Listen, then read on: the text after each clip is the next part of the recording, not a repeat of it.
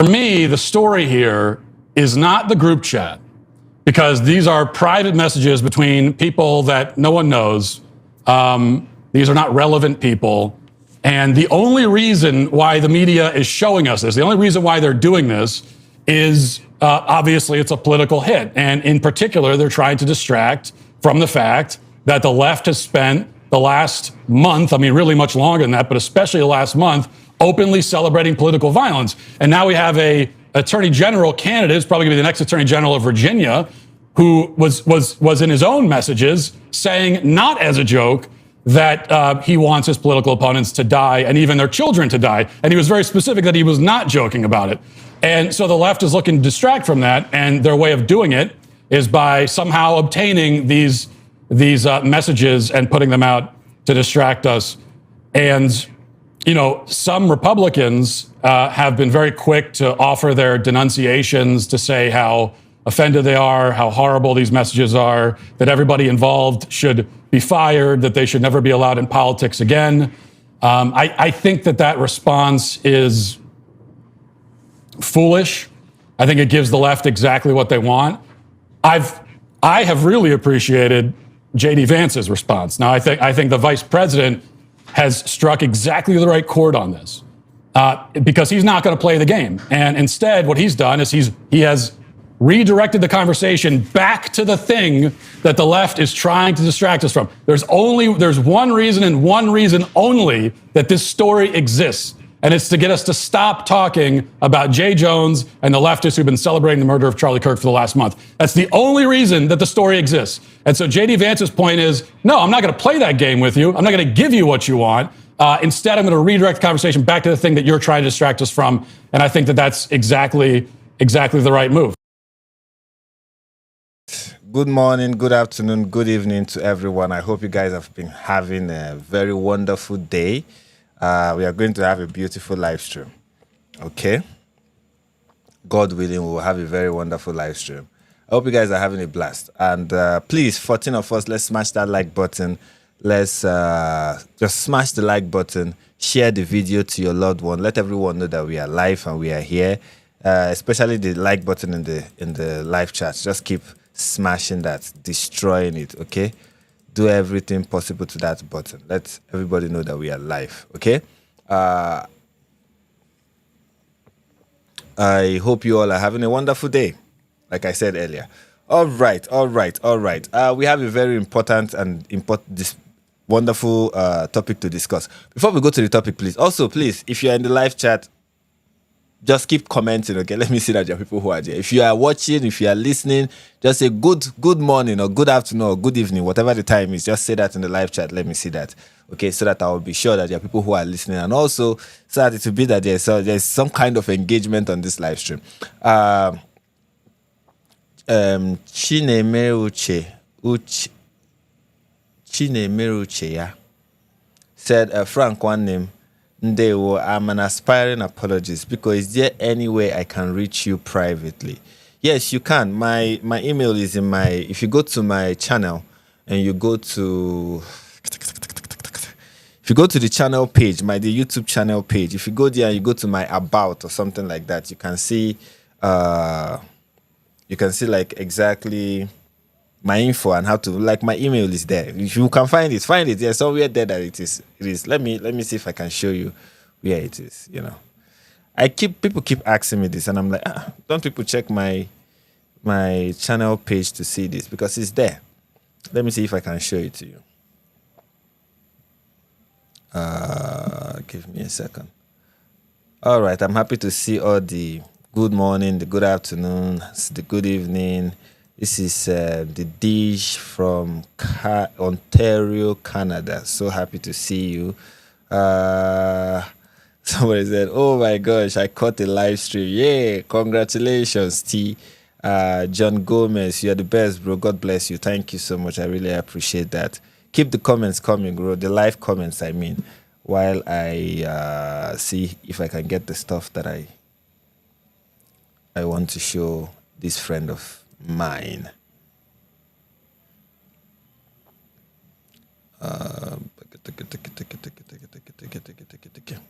Keep the comments coming. Keep them coming. Okay. So yeah, let me show you. Let me show you this. So this is my channel, right? If you go here, I hope you can see the mouse. Let me zoom in a little bit so that you can see. If you go here and you click on it, you see all my information. You see my Twitter, you see my Instagram, you see the buy me a coffee, and then here is the email. Okay, if you click here, the email, you can view it, and then you can send me an email. So there is that if you want to contact me. I'm responding to this friend over here. So this is in response to that person. Anyways, who else? Daniel is saying, hello, Frank. I hope you're doing well. Please talk about Aston Villa banning Israeli fans from entering the stadium for their match. Yeah, I'm going to talk about it tomorrow. Sorry. This live stream is not about that.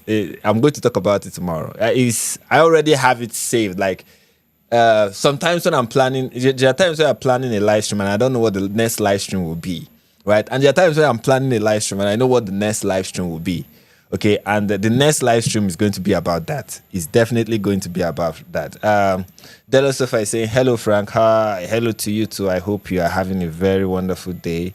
All right. 23 of us, please smash that like button, destroy it. Oh, my good fan is here. Amisha Koberg is here. I hope you are having a very wonderful day.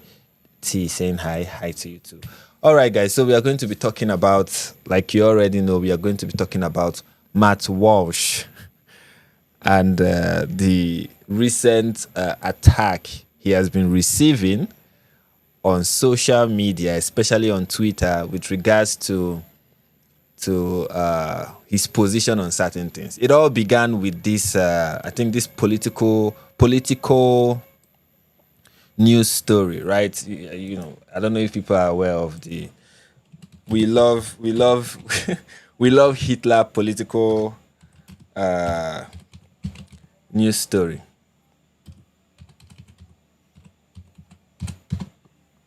That is how it all began, and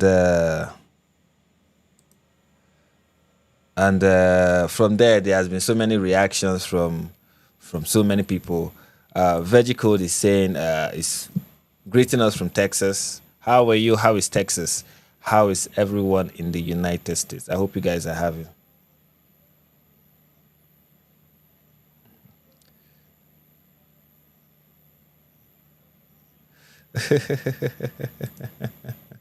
Oh, thank you for that. Anyways, let's get to the stuff that I want to talk about. Let me not dwell too much on that mountain. Yes, the group chat. Oh no, anyway, so here is the headline. I just want to start by reading this, and then we'll go to other parts, other conversations that need to be had. I'll tell you what has happened, and then we'll start with the videos we are going to be reacting to. Okay, so here is a headline from Politico. I love Hitler. New York GOP caught up in racist chats. So you can see some of the chats. Let me see how far of this we can read. Okay. If we ever had a leak of this chat, we would be cooked. Leaders of a young Republican group around the country sent hundreds of racist and hateful messages over the course of 7 months, and the New York GOP is at the center of it. They referred to black people as monkeys and the watermelon people, and joked about putting their political opponents in gas chambers. They talked about raping their enemies and driving them to suicide, and lauded Republicans who they believe support slavery. They used the N-word, referred to rape as epic, and even openly considered what would happen if their toxic group chat got leaked. Politico published a report today that detailed private telegram messages between leaders of young Republican groups, Organization for GOPers aged 18 to 40 in Arizona, Vermont, Kansas, and New York. Members of the New York State Young Republicans who rep Elise Stefanik, the GOP likely candidate for governor, called the backbone of our party. We are more prominent in the chat than any other state chapter. Governor Katihoku, the governor of New York, condemned the message, and Stefanik, while speaking with reporters today at an unrelated event. Blah, blah, blah, blah, blah, blah, blah. You see so many of the reactions that people are giving.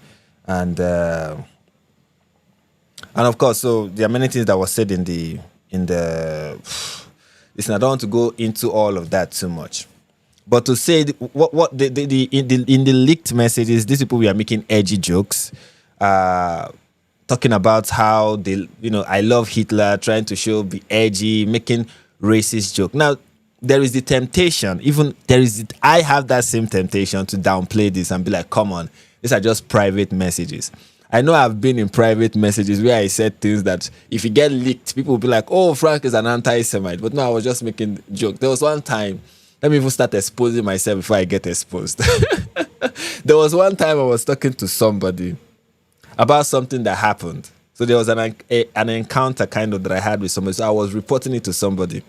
And then I was telling them this, and we were making this series of jokes. They were not, I don't think they were edgy, but they were kind of, if you take it out of context, it will look as if we were being anti-Semitic, but we are kind of making fun of anti-Semitism. But if you take it out of context, it will look as if we are being anti-Semites.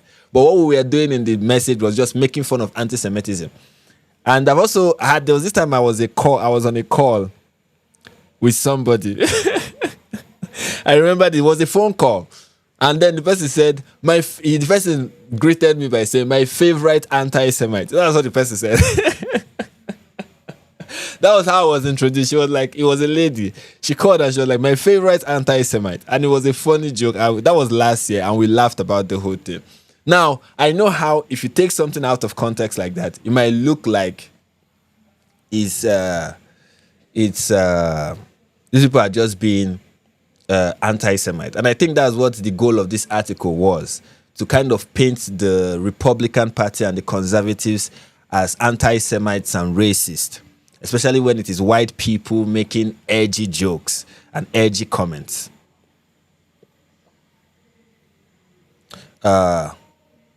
But I have watched, like, I over the beginning of this week, throughout this week, I was watching a couple of videos from Tree of Logic. I don't know if you know the YouTuber called Tree of Logic. Her new channel is called Tree House, but she goes on Twitter as Tree of Logic, and her first channel is Tree of Logic. I was watching a series of videos where she was exposing just how some people, and that the conservative side of America also have a racist problem, and they have a anti-black racism problem, and they've had a long history of anti-Semitism that they have ignored, covered up, or pretended like it doesn't exist and tried to whitewash. Not whitewash. They tried to whitewash it. And as I watched it, I realized this goes much deeper. There is, and again, if you compare that with recent issues and things that are being said, it goes much deeper than just jokes.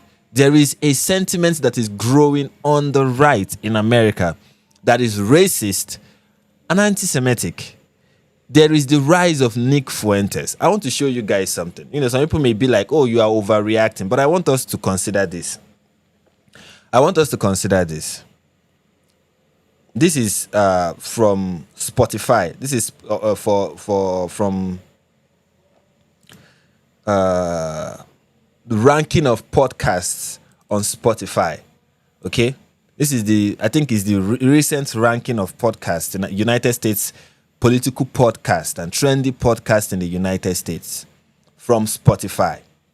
And as you can see, the number one political podcast on Spotify is America First with Nick Fuentes. Number 4 is Candace Owens. Number 5 is Tucker Carlson. So the first 5 trendy political podcasts in America, among the first 5, 1, 3, 4, and 5 are from crazy people. So it is no longer an issue of, oh, this is just the fringe. Oh, this is just people on the outskirts of the conservative movement. I mean, when your podcast is number 1 on Spotify, I don't think you can say this is just some fringe minority. These are people that nobody wants to hang around with. No. There are people that are beginning to listen to people like Nick Fuentes. Nick Fuentes have become, especially since the assassination of Tucker Carlson. I said Tucker Carlson. Sorry. The assassination of... I said the assassination of Tucker Carlson. I mean the assassination of Charlie Kirk. the assassination of Charlie Kirk, since the assassination of Charlie Kirk, we've seen this rise. We've seen this boldness of anti-Semites. Many people have used the death of Charlie to justify like one of the most egregious, ridiculous rhetoric. And the people who are exploiting Charlie's death include Nick Fuentes. Nick Fuentes that was a staunch enemy of Charlie is even hijacking his death. And there are so many Americans. Proof is here. This is proof that there are so many Americans that are paying attention to Nick. There are many people in Turning Point USA. Let us see. Tree of Logic has this. Maybe I'll put a pin comment, or I'll put a comment to that effect at the end of this live stream. I want you guys to go and check her collection.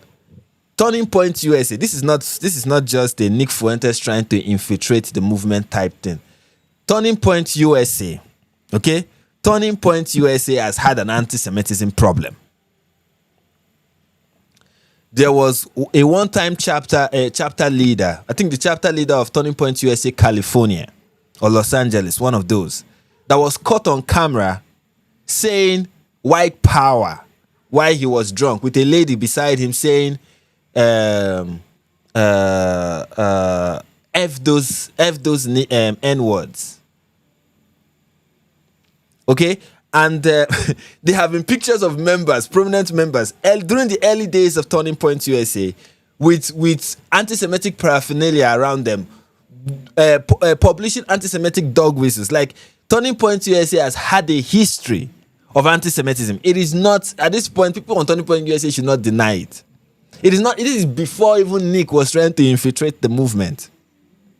And despite how often Charlie, when he is questioned about it, tried to sway and away from it, or avoid it, or ignore it, or downplay it, there are faithful and loyal supporters and listeners of Nick Fuentes that are members and leaders. That we are members. I don't know if they are still currently members. We are members and leaders on Turning Point USA. So it's something that has been ignored, and the ignoring of it has not made it subside. It has made it grown. At what point are you going to realize, okay, if we keep ignoring this, one day these very people will kick us out of this party. We will find ourselves partyless. We will find ourselves just captured, conservative movement captured by these crazy people. Just like the left have been captured by the crazies on the left. That is how it happens. So it is no longer a question of is this a minority. So when you look at the current climate, the point I'm trying to make is when you look at the current political climate in America, especially with what you see online. I know people will say what is online is not the same with what is obtainable in the real world. But I doubt how true that is these days. But when you see the trend online, it becomes hard to dismiss what is being said on the group chat, on the these leaked messages. It becomes hard to dismiss it. And of course, there are so many people who are like, okay, are we going to dismiss this because Politico is pointing it out? And I want to say something about Politico pointing it out. Politico is pointing it out, and yes, probably they are doing that to distract from the issues that are existing on the left, to kind of put their attention on the right, right? But there's also something else that they are trying to do by leaking this. They are trying to confirm to the left that everything that they are saying about the right is true. That is the second goal of Politico that many people on the right are ignoring. That Politico is doing this to tell leftists that yes, everything you think about the right, when you call them fascist, when you call them Hitler supporters, when you call them Hitler lovers, when you call them fascist, when you call them racist, when you say these people are dictators and authoritarians, and they want to really take over your country and turn it into a fascist hellscape, when you say all those things, you are right. That is another point of Politico. And when people on the right ignore this, downplay this, make it look like it is a non-issue, people on the left are like, well, we are right. And you downplaying it is proving our point.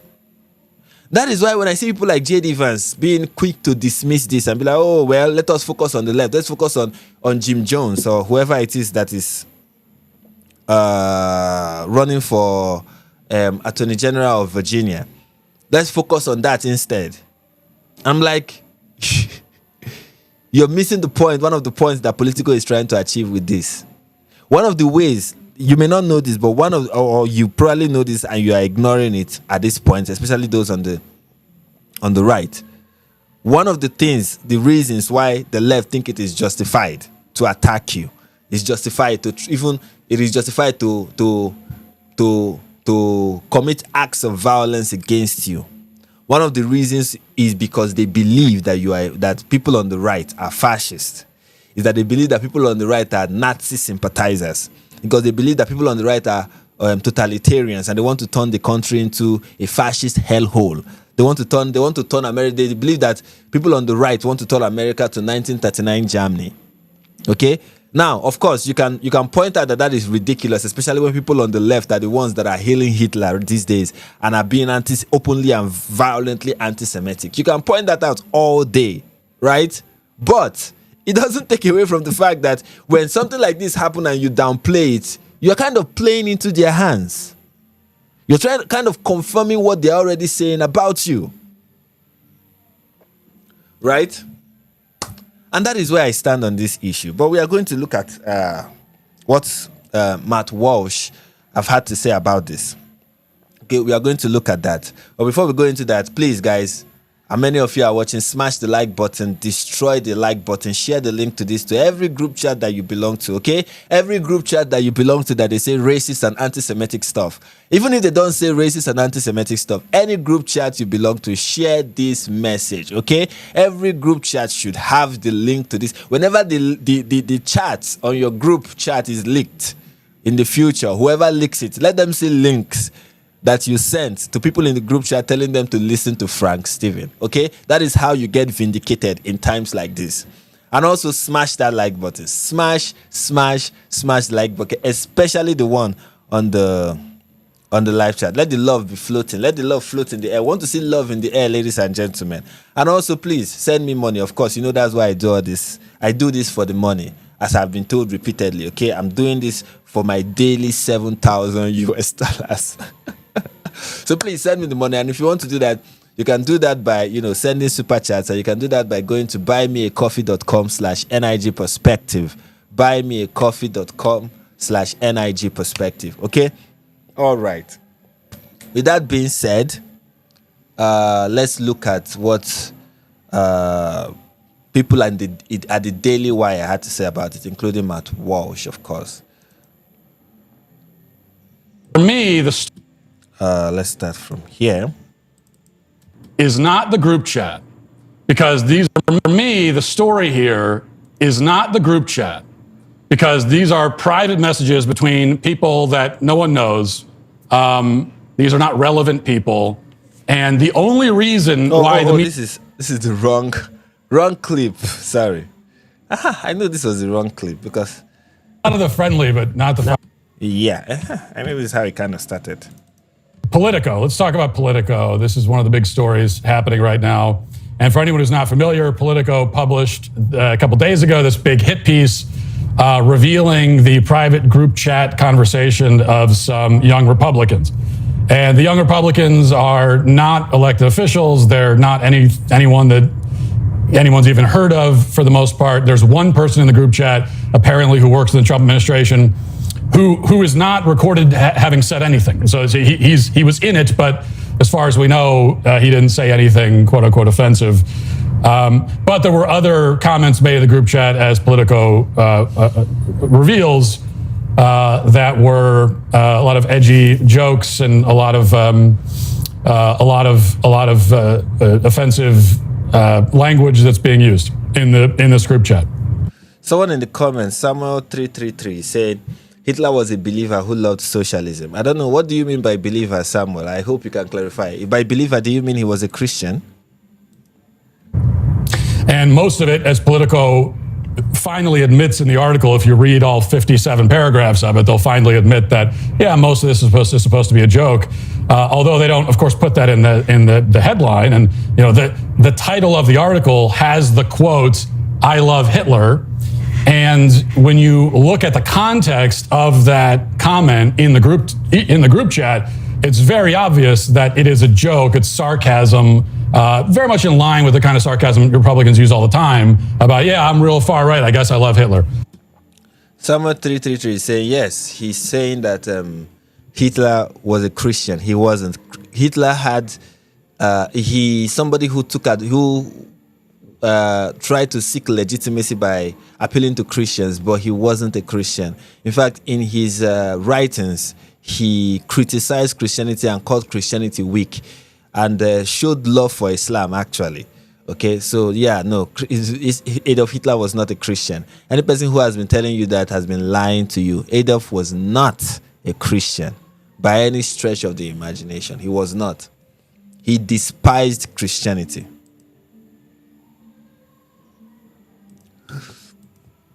Along the lines of me having theocratic fascist in my Twitter bio, which isn't entirely a joke, but it's mostly a joke.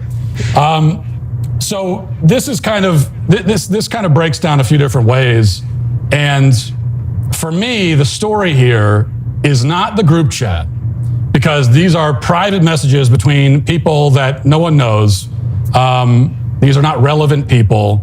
And the only reason why the media is showing us this, the only reason why they're doing this is obviously it's a political hit. And in particular, they're trying to distract from the fact that the left has spent the last month, I mean, really much longer than that, but especially the last month, openly celebrating political violence. And now we have a attorney general candidate, who's probably gonna be the next attorney general of Virginia, who was in his own messages saying, not as a joke, that he wants his political opponents to die and even their children to die. And he was very specific that he was not joking about it. And so the left is looking to distract from that, and their way of doing it is by somehow obtaining these messages and putting them out to distract us. And let me pause here. Matt Walsh can go on for hours, but let me say a couple of things. One is, of course, even it was a hit piece. Fine. It was a hit piece, fine. Okay, there is no, at this point, nobody should deny that it was obviously a hit piece. And yeah, probably this was done to distract the right from whatever it is that, let me grant everything that Matt is saying, and then borrow a leaf from Dave Smith by presenting an analogy. I have learned from Dave Smith that analogies really work for people on the right. So let me present people on the right with an analogy. Let's say you live in a community and there is this notorious, there's this family, okay? A man and his wife and children. And let's say this man, his wife is an alcoholic, okay? The wife is a notorious alcoholic. His first son is a drug addict. Second son is a drug dealer. So these people have a history of addiction, and they are known in the community to be this kind of degenerate people, like people with no standard, no value whatsoever, right? And these people, not just that they are evil, they engage in acts of immorality, so to speak, but they also kind of encourage it and promote it. And you don't like those people, and those people don't like you. Not like you hate them, but you just don't like what they represent and what they promote. And those people also don't like you. Right, and you always speak out against what they are doing in the community. You're like, these people are corrupting the community. These people are destroying their life. They are destroying the life of their children. This is not how a family should look like. You are always vocal about it, and you always criticize them. Right? Then one day, the man finds your son. Let's say you in that community, finds your son smoking weed. Pictures your son smoking weed. Let's say he wasn't even smoking it. Let's say your son was just holding the weed. He wasn't even smoking it. He just held it. And then he takes a picture of your son posting weed, and then maybe post it on a group chat of the community and say, can you imagine this, our pastor, the pastor of our community, look at his son. His son is smoking weed. Let's say that's the accusation. Now, as a sensible father, is your response going to be, I know what this man is trying to do. He's trying to distract from the fact that he and his family are degenerates. Or is your response going to be, my goodness, What is my son doing with weed in his hand? Why is he? Do you understand what I'm saying? That is kind of my response to the whole thing. If let's say I grant everything that Matt and people like him, J.D. Vance and the rest are saying, but doesn't it at least raise some concerns for you? Especially under the current climate. Shouldn't it raise some level of concern? And that is what this conversation, especially among the right, that is what it became. Because it was no longer about the group chat. It was about look, there is a problem on the right, a rising problem that seeks to destroy the movement on the right, the progress that the right is making. There is a movement in the right that is trying to hijack the right and kick all the sensible conservatives out and take over power. They have the same desires and drive like the left. They do identity politics like the left. They have a common enemy that is drawn across racial lines like the left does. They hate Jews like the left, and they seek power like the left. They are power hungry like the left. And they want to take over your movement. And they are in your circle. I get that, the whole, this is a hit piece, whatever, but shouldn't it concern you? Just like it will concern you that your son is doing something where he finds himself holding weed. As much as you know that this is what this person is trying to do, the person who is posting the picture on the community group chat, we get that. The person is doing that to undermine you, to distract from their own evil and whatever. That's what they are doing. In fact, that person pointing out that your son is taking weed is kind of hypocritical because his entire family is like druggies and alcoholics. Fine. Why you can acknowledge all of that, you are not going to sit back in your house and be like, we have no problem here. Our house is great. You're going to call your son and say, explain this picture. What were you doing in this picture? What exactly are you? Why did you find yourself among this group of people where you are holding weed? You are going to be outraged at what your son was doing there. You're not going to pretend like it doesn't exist. No reasonable father would do that. But somehow, conservatives, pundits, who are also fathers, and who, I don't know why they don't recognize that you're also called to father the movement, especially if you have a voice and you have a platform. You are seeing the rot that is festering in your movement. And you're like, you know what? I have one enemy, and that enemy is on the left. And I think that is a problem. Some Republicans have been very quick to offer their denunciations, to say how offended they are, how horrible these messages are, that everybody involved should be fired, that they should never be allowed in politics again.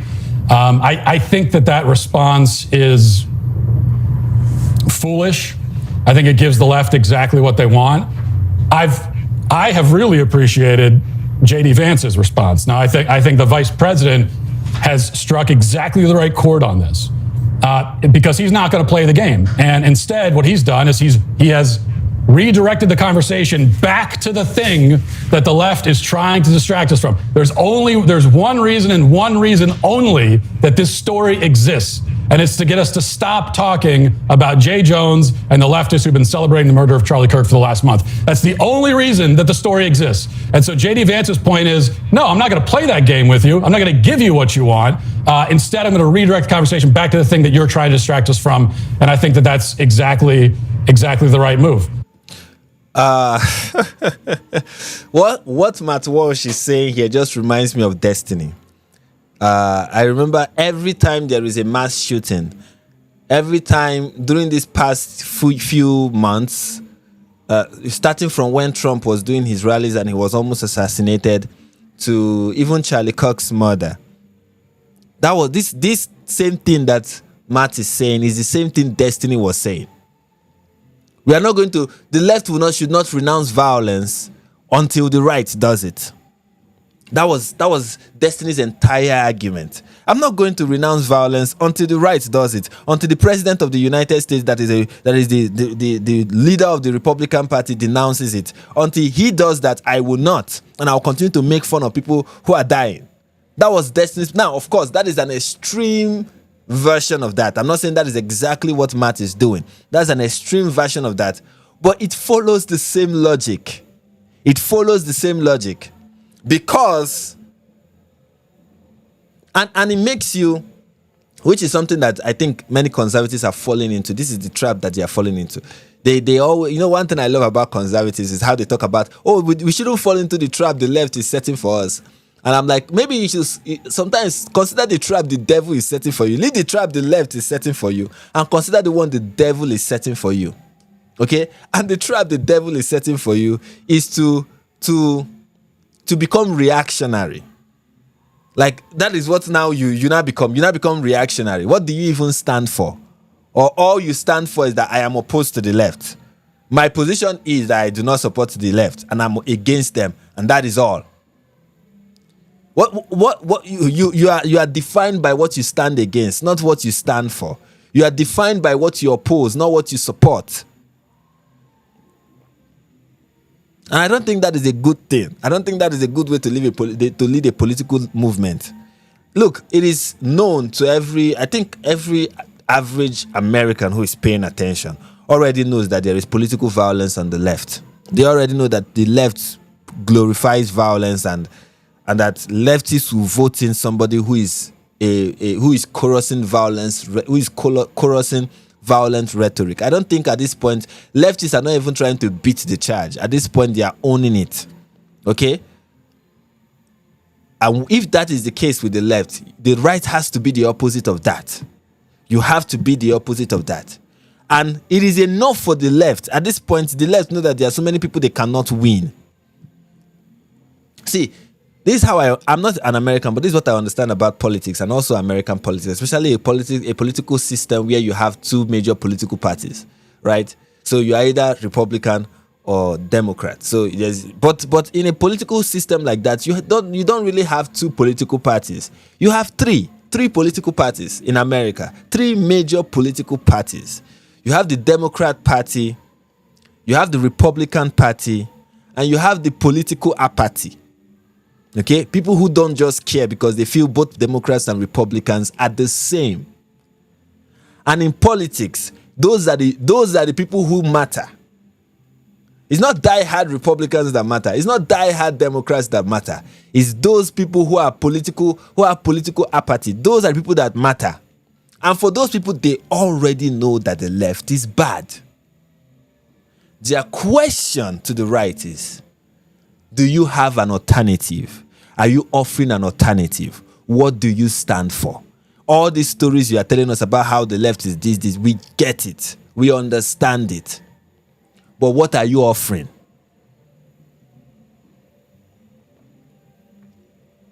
And at this point, I don't think people on the right are even answering that question. Their response is always, but look at the left, but look at the left. And I'm like, but what are you offering? What are you offering? What does it mean to be a conservative? What are you conserving? I think there's some disagreement about that, though. There's more to be said about it. But I'm going to go first to the guy who I think is most likely to agree with me, and that is Michael. Michael. Well, you're right, Matt. I totally agree. Was it the swastika on his forehead? Yes. Hey, listen, we're Italian, and Mussolini, he was a complex figure. My only take on this that probably has not been said elsewhere is even the fact that we're talking about the ideology of the far right and comparing the far right to the far left and, whether or not people like Hitler or whatever is actually kind of missing the point. I strongly suspect these messages were leaked by another young Republican. That has been reported. And having spent a lot of time with New York young Republicans, I promise you this whole thing is about some petty personal grudge, and it's some power play within New York politics, and it actually has very little to do with the ideology or putative ideology of these texts. But I totally... That is neither here nor there.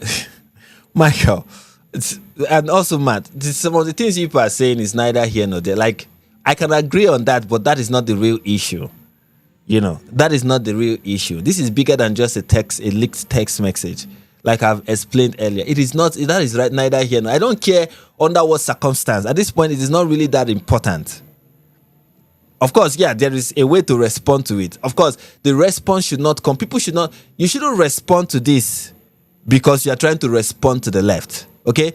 Do not, of course, as a rule in politics, and I think it's a rule, do not just respond to something because the left wants you to respond. Don't denounce something because the left wants you to denounce it. That is a rule. Don't go out and say, I denounce this because the left is calling on you to denounce it. That is a rule. But also, don't then now say, I won't denounce something because the left wants me to denounce it.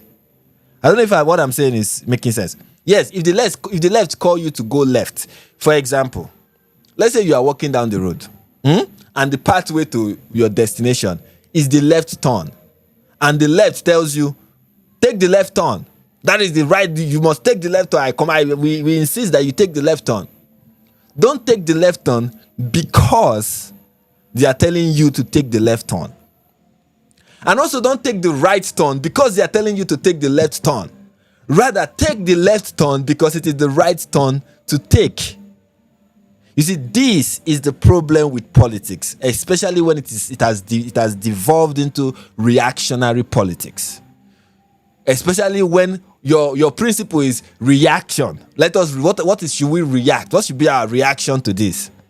If you are somebody who has principles, you do what your action is defined by what your principles are. You don't care what is happening on what the left is saying, what your enemy is saying. Okay? What you are focused on doing is what is right. A good example of this is, when Jesus was doing his earthly mission, there are so many times Jesus will find himself in the synagogue or in public places on the Sabbath day, and there will be a sick person present there.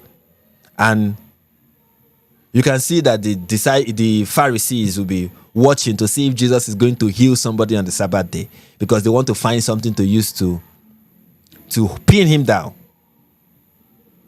Now, Jesus will eventually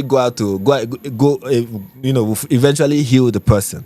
But why does he heal the person? He tells us that what I see my Father do is what I do. So why Jesus is healing the sick? It's not because the Pharisees don't want him to heal the sick and he's trying to own the Pharisees. No, it's because his heavenly Father, the person who has sent him, is the person who has sent Jesus, wants him to heal the sick. That is what his Father is doing. And as the express image of the Father, he does what the Father does. That is what it means to be in union with the Father in this holy Trinity. What the Father is doing, what the Son is doing, is what the Spirit is doing, working together. And that is what controls what Jesus does, not what the Pharisees are saying or what the critics are saying. As a Christian political pundit, that should be the way you operate. You don't do something because the left is saying it. And you don't refuse to do something because the left is saying it. The left should not be your reason. Totally agree. There is no comparison whatsoever between some 19-year-old kid who's making edgy jokes trying to outbaste his friend in a group chat and a former state legislator. Just before Michael Knowles finishes his point, this is the same problem that I have with the likes of Meghan Kelly and the likes of even Charlie, because I hear them mix. I've had them make statements like, the more you tell me not to do something, the more I feel the need to dig my heels and insist on doing it. And I'm like, why? I get that. I get where it is coming from, but I think it is immature. It's how children behave. You are just being stubborn like a child. I consider it very childish. Because somebody is insisting that you don't do something, therefore you are going to do that thing. Because people are pressuring you to not do something. Instead of checking within yourself and asking yourself, okay, what exactly do I want to do? What exactly is the right thing to do here? Instead of doing that, you are allowing the mob to decide what you do. Now you will say, I am disobeying the mob and I'm fighting against the mob and I'm resisting the mob by disobeying what they want me to do. That's what you tell yourself. But actually, they are controlling you. They are controlling you. If why you choose to do something is because it's opposite of what the mob wants you to do, you are being controlled by the very mob that you say you don't want them to control you. They are controlling you. They are controlling you because they are still the reason you are doing what you are doing. Just the indirect reason. minutes later, would-be top law enforcement official in Virginia saying, as you note, Matt, that he is not joking when he calls for the death of his opponents and even the death of their children. So, yes, not at all. Now, the question then becomes, should we ever police our own? Should we ever have guardrails, or do we say anyone, to the right of Hillary is on our side? And I think the answer is obviously yes, there have to be guardrails. Just like a nation is circumscribed by its border, so too a political coalition is circumscribed. That's what delineates it as a specific coalition. But if the question is, how are we going to arrive at those guardrails? Are we going to say that anyone who ever, gets caught telling an off-color joke by Politico, they're completely cast into the outer darkness? No, I don't think that's right. I think we should have guardrails. We should police a coalition. And the way we should do it is very carefully. This was Scalia's answer when, as a student, we asked him, hey, where do you draw the limits on the Second Amendment? Where do you draw the limits on stare decisis? And everyone wanted a really ideological answer. And his answer was very carefully. We kind of know, we're prudent, it's a people business. And should these kids have their lives ruined because they were mouthing off and telling jokes in a group chat? No, I don't think so. I think we need, but we're not. But I get where Michael is coming from, and I agree with him. Yes, this should be done very carefully. Okay? It should be done very carefully. The problem I have is not how it is being done. Okay? How you police the right. It's not how it is being done. The problem that I have is that it is not being done. You see, that's the problem that we on the people who are observing what is happening on the right. That is the problem that they are pointing out. It's not how it is being done. We can argue about methods all day long. But the thing is that it is not being done. Okay, especially by people who have voices that matter and who can lend their voice in policing their own side. But they will not do that. And why? They will not even do it carefully or not carefully. They will not even do it at all. That is the problem. Not prudent. So, I mean, here's the thing. We're just not. I mean, so I would agree with you that quote unquote policing, you need to be prudent about how you police. I also think that everyone agrees, I would assume, Matt included, and Matt, you tell me if I'm wrong here, that there are certain things that can be said that social consequences should actually attend to. Certainly that's true on the left, right? If you say that you want to murder the Speaker of the House and then calls the kids fascist, there should be social consequences that actually attend to that. I agree with everything you say about the difference. I agree. Social consequences. Ben, I think you are being a bit charitable to Matt. Now, I'm not saying this. Look, I'm not saying I love. People may not know this, but if there's one person on the Daily Wire roster that I listen to, although I don't listen to him now, not because I disagree with him, but just because I don't have time and I have other things that I am like. I listen to David Wood more now than I do to Matt Walsh, for example. It's not because I don't like. It's just a shift in interest. But in the past, I listened to Matt a lot. I love his show. It's just the lack of time that is making me not be. But every time I have a chance, especially during the weekends, I go through Matt Walsh's catalog and listen to some of his recent videos. I enjoy him. I love his sarcasm. I love his approach. I love the fact that he just wears his hat on his sleeve, especially when he's talking about issues. And he's very direct. I love that about him. And I love his contribution. And I'm saying all this because I'm about to criticize him next. So it's important to say all these things and put it out there. I've been a long time listener of his. Now, I'm not among those who are like, we've been listening to him for the past 10 years. No, I'm not one of those. But I've been listening to him for quite a while. Even before the What is a Woman documentary was released. But I'm saying all this to say, I do not think, based on what I've listened to, I do not think that Matt Walsh is willing to advocate or support. I don't think he's willing. Now, he may agree with it, but I don't think he's willing to support or even voice or lend his voice to social consequences for bad behavior on the right. I don't see. Maybe there is. Maybe I'm just saying based on his demeanor, based on the thing. He is quick. Matt is quick. Okay, like swift, as in flash level of swift when it comes to condemning the left. He's very swift. Okay, but when it comes to social consequence for horrible things said on the right, I'm not saying he will not support it. I'm not saying probably maybe privately he may be like, oh well, it's fair. But he's reluctant. I see reluctance from him. That's what I see from him. That's what I've seen from him. That's what I've observed from him. Reluctance. In fact, when it's acceptable, you might even find him defending those people. My observation. I don't know why he does it. I don't know why he presents himself like that. But that's kind of what I sense. Like, this person is someone who, when it comes to calling out people on the right, now he might agree vehemently that somebody on the right is wrong. But I mean, cancellation of, let's say, you know how everyone on the left is like swift to cancel every person who celebrated the death of Charlie. Like, everybody was, these people should lose their job and all whatnot.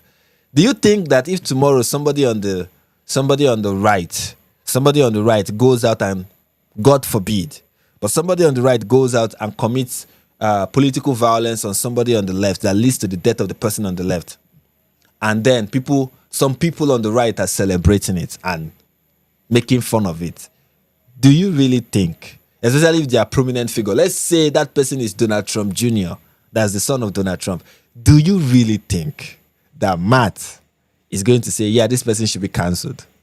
Do you really think that? I don't. I don't. Now, he may be like, well, that was a dumb thing for them to say. But come on, he's going to downplay it. I mean, he's going to downplay it. So, Ben, I think you are being too generous. You are being too generous. You are being too generous. Matt is somebody who is reluctant, very reluctant to even acknowledge that there are bad actors on the right. Very reluctant. He will even be vague in his admission. So let's be clear about that, okay? Especially people who are right of him, okay? Not people who are like left. You know, there are people in the right-wing space that are left of Matt, okay? And then there are people who are to the right of him. So most people to the right of him, he will never criticize. But most people to the left of him, even if they are right-wingers, he's swift. Hey, very swift to criticize. And we all know this to be true. Come on, if you're a long-time listener of Matt Walsh, you know that what I'm saying is true. You know.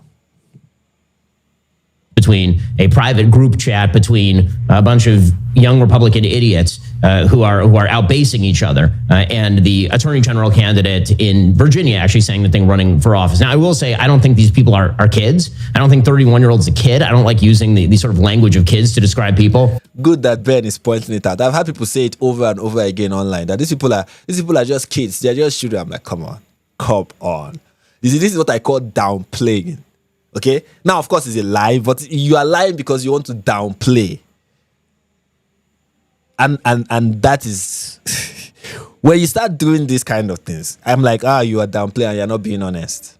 You're not being honest because you want to downplay. And many people who are focused on violence on the left and are like super hyper focused on violence on the left have a tendency to downplay problems and violent rhetorics on the right. That is the truth. See, there's something that Destiny has pointed out. He's a very good example.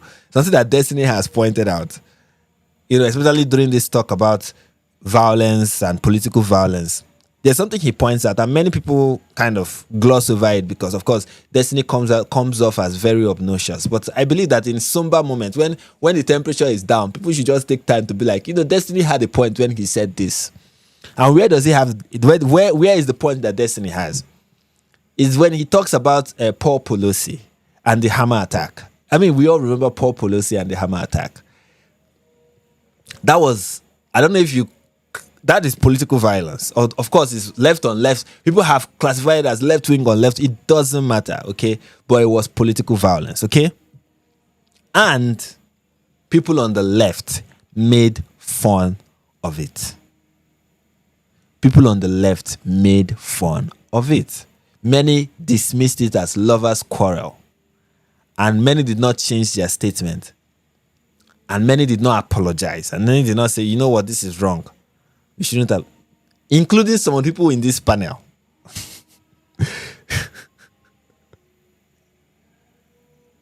Okay?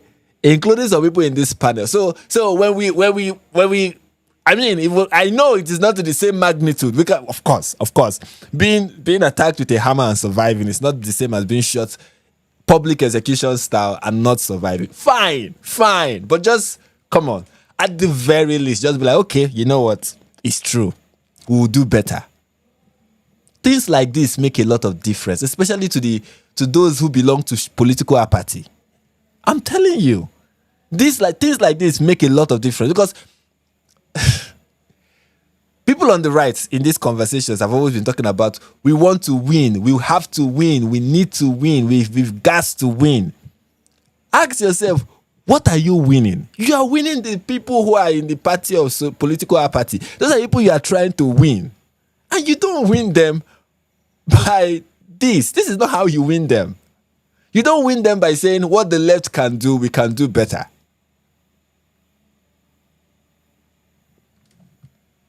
Who really should be married and have children of their own by this point in their life. And I think the kind of loose playing with that term, as though if you're a 31-year-old, which is what one of these people was, that somehow this is the equivalent of being 17. I don't think that's true either. But the YRs go down to 22. I mean, I agree, but some of the people who are being quoted here are in their 30s, some are up all the way up to 40. I get it. Again, I'm not even disagreeing with the motivations of the Politico story. In fact, even on my show today, I talked about the motivations of the Politico story, which, Matt, I agree, are completely scurrilous and designed to distract from the sort of violent rhetoric we've seen from the left. But it has led to, I think, a reactionary response on some parts of the right to say there should be no policing ever at all. No social consequences should ever attend to things that are said on the right. That it's basically just pure my side versus your side. The problem I have is, number one, I think that's immoral, and number two, I don't think that's pragmatic. And he's 100% right. The mindset that seems to be prevalent among many people on the right, and that is the truth. The mindset. Even I've not seen even Matt in all of this conversation, because I've been following his conversation. I have like 17 tweets from Matt Walsh in response to this, and I've not seen him show anything to suggest that he thinks there are people on the right who should suffer social consequences for saying, or there's anything somebody on the right can do that requires some kind of social consequence. Now, he may say, oh, yes, we should not align with... He may couch it in the phrase of, oh, we should not align ourselves with this. These people are not our allies. We should distance ourselves from these people. But he's not going to say, okay, these people should be socially ostracized. These people should not be platformed. These people should not be given any credibility whatsoever. He's not going to go that far. So the social consequence aspect, when it comes to do with those on the right, I have not seen anything that Matt Walsh has, and Michael knows too, have said, that suggests that they are willing to say, okay, you know what? This person on the right has done something that is really egregious, and they really leave the left aside, minus what the left is requiring.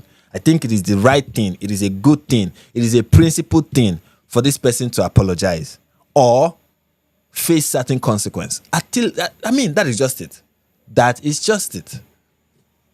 I don't think that's moral, because I think that there are things that get said on the right that are really, really, really ugly, and pretending those away doesn't make them go away. True. I think that they're rising. I think that they're getting more common. Yes. I know that my death threats from that side are getting more common. I know I have more security because of that, and it's not just from the left. I have lots of security from the left, and I also get lots of security from the right. Matt, I think a little bit earlier today you tweeted that kind of your litmus test is the people who are trying to kill you, and I totally get that. I also have that litmus test. The difference is that I think that if somebody tries to kill you, Matt, there's a good shot that it's going to be a leftist. If somebody tries to kill me, it's a frickin' Agatha Christie novel. I just don't know which direction the bullet is coming from at this point, given the sort of various and sundry radical extremes that exist. I'm not going to say that the right is equivalent to the left in this respect. I need to pause. Ben talks it very fast, but he makes a very good point. And I think Matt should consider that. You know, for someone like Matt Walsh in his world and where he lives in, which kind of looks like he's insulated from the rest of so many people in America. Just the mere fact that somebody who is prominent in America supports Israel, just that can get them death threats. Okay, there are people. I remember, what's her name? Abby Libby. I think that's her. Let me find it. Yes, Abby Libby, that's her username on Twitter, had people wishing that she will have a miscarriage because she supports Israel, and people that are wishing that she will have a miscarriage are people on the right. Yes, they identify as right wing. Okay, you have people who every time Ben Shapiro posts, they respond by saying, "Shut up, Jew. We are coming for you next. You are never going to. You're not going to escape. We are coming for you." People on the right are receiving death threats and threats of violence from other people on the right, so-called. So when somebody like Matt say, "Oh, but there are people who are trying to kill us. They are trying to kill us. They are trying to kill us," I'm like, even if for you, the people who are trying to kill you, Matt, and this is where I won't say empathy, but this is where sympathy comes in. This is where you put yourself in the position of someone else and ask yourself, okay, I know that this is the problem I'm facing, but this is the problem that my friends are also facing. This is the problem that Ben is facing. This is the problem that many of the people who support me are facing as well. Maybe I'm not facing it, but they are also facing it, and this is equally wrong and should be called out. That is why it is really frustrating for me. It is really frustrating for me when I see the silence from the likes of Matt and the mics of Michael, when people are attacking your boss, people are attacking your co-workers, people are attacking your fans, people are attacking people that you are friends with, and you say nothing about it, and you do not even come to their defense in any way. You pretend like it is not happening, and I'm like, why will you do that? Why will you do that?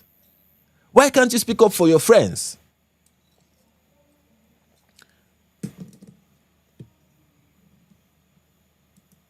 I don't think it's been mainstreamed to nearly the same effect on the right that it has been on the left. But to pretend that it has not infiltrated a lot of very important spaces, I think is sort of whistling past the graveyard. Now, again, that's not about the Politico story. That's more of a broad commentary about where we are in the movement. And as a matter of sort of morality, we all have things where, again, I'm not saying cast into the outer darkness, right? I'm not calling for any of these people who I think everyone knows who I'm referring to, but I don't think I'm calling for any of these people to be deplatformed, removed from YouTube, or removed from Twitter. In fact, I've called for many of these people, Nick Fuentes, for example, to actually be returned to Twitter, despite the fact that we have some pretty significant disagreements, including the fact that he thinks that I and people like me are scurrilous, sons of Satan, or whatever, however he would put it. But that is a different thing from, is this person part of, quote unquote, the movement that I belong to? And the answer there is he doesn't think I'm part of the movement that he belongs to, which he's made very clear. And so that gets into the question of there's the morality of when someone says something bad, should you condemn it?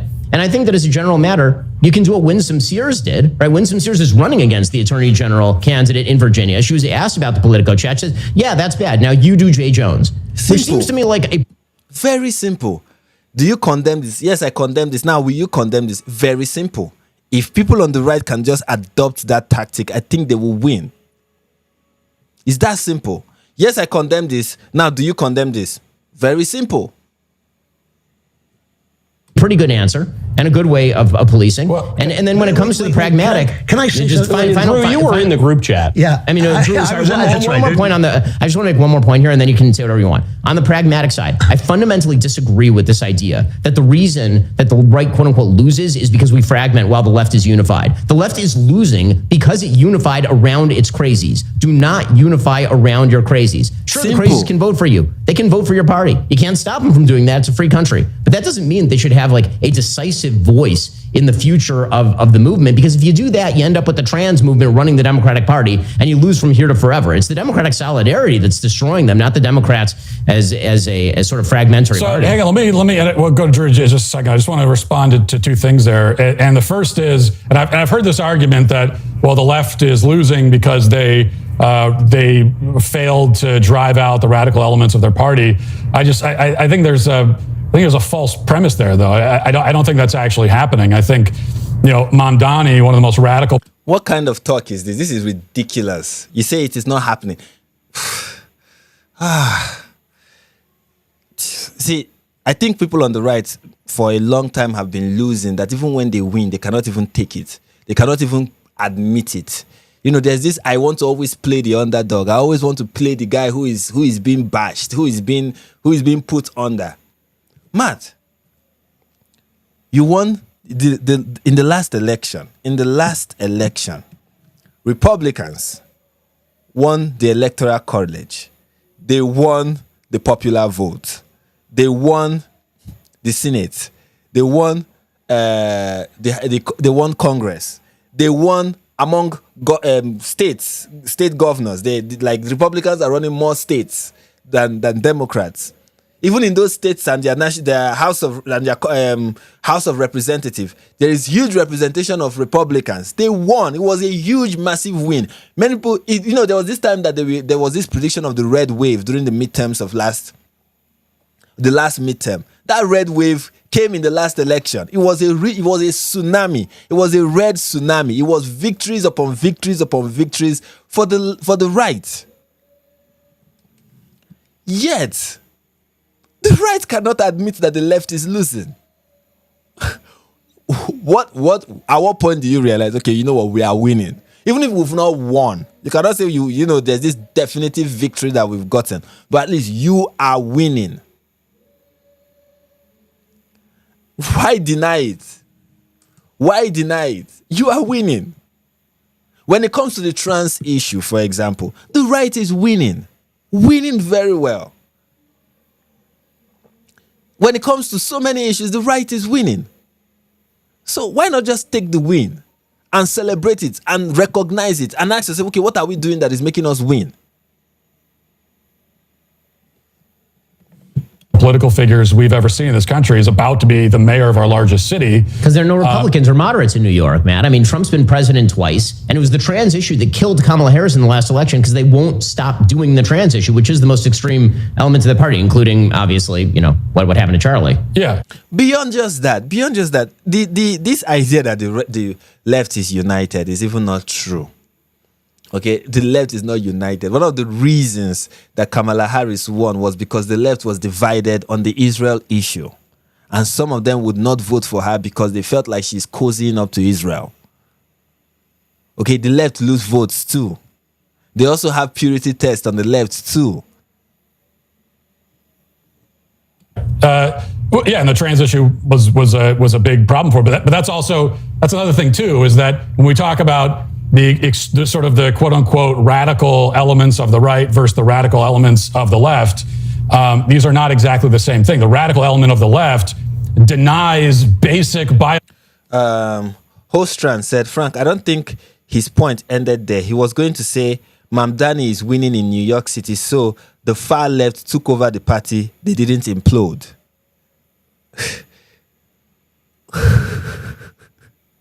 If that is what he said, and if that is indeed true. Now, winning in one area does not mean you're winning in general. And the reason why there is, talk about cities that are extremely liberal. There are places where, like, Republicans don't stand a chance. Let's be honest. There are places where Republicans don't find a chance that if the most radical leftists come out to campaign an election, they are going to win. Okay? The reason why Zora Mamdani won is because the left has taken over. That's what it looks like when the left takes over. And that the party did not implode is because it is New York City. And most of the people in the party are just radical leftists. And it doesn't mean that. And then many people who are not even voting is probably because they don't see any alternative. I mean, who is the Republican candidate for New York City? Who? They're all liberal candidates. There's no moderates. There's no right wing. There's not. It's just is left. So the more leftist you are, the more likely for you to win in New York at this point. And to say that did not make their party implode. The point being made here is not that the Democrat Party, the Republican Party will implode if Nazis take over. It's that it will become a Nazi party. It is going to become a party of white supremacists, indeed. It's going to become a party of anti-Semites. Okay, that is the point. Is that it's going to become a party of anti-Semites at the end of the day. And if a party of anti-Semites wins an election, let's say wins an election in Texas, that is not conservatives winning. If the Republican Party in Texas is taken over by this kind of extreme ideology of that is espoused by the like of Nick Fuentes, that is not conservatives winning if they win an election in Texas.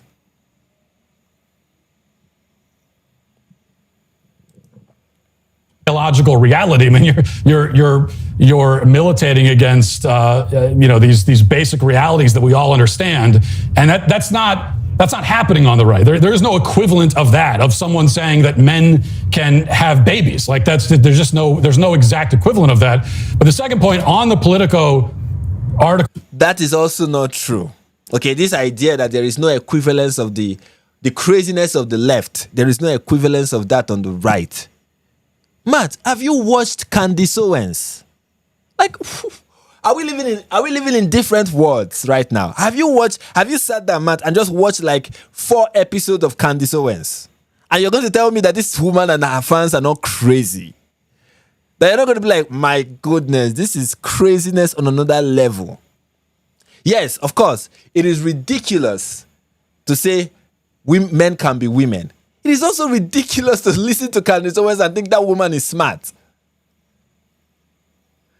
All the Israel is controlling, the Kabbalists, the Brigitte Macron is a man. That did not sound crazy to you. Have you seen her so-called investigative journalism, the Candace intelligence agency? Have you seen all the nonsense that she's spouting? And do you recognize that she has a huge... Let me show you guys again. So people may not... Maybe you joined the live stream a bit late. Look, she's number 4 on the top 5 political podcasts in America. She's number 4. She is prominent. People are listening to that woman on every crazy thing she has to say. And you're telling me that, there is no equivalence of the craziness on the left on the right?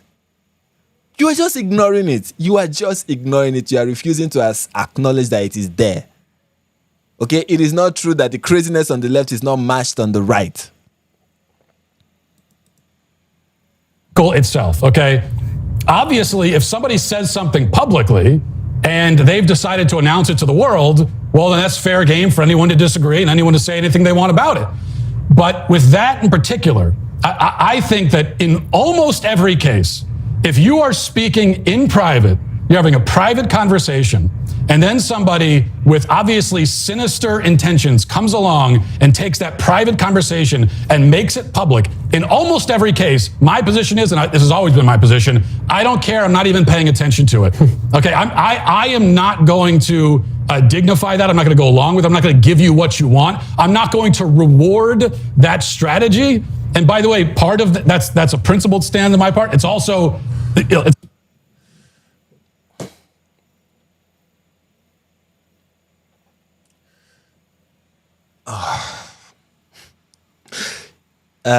I get it, Matt Walsh. I get where you are coming from.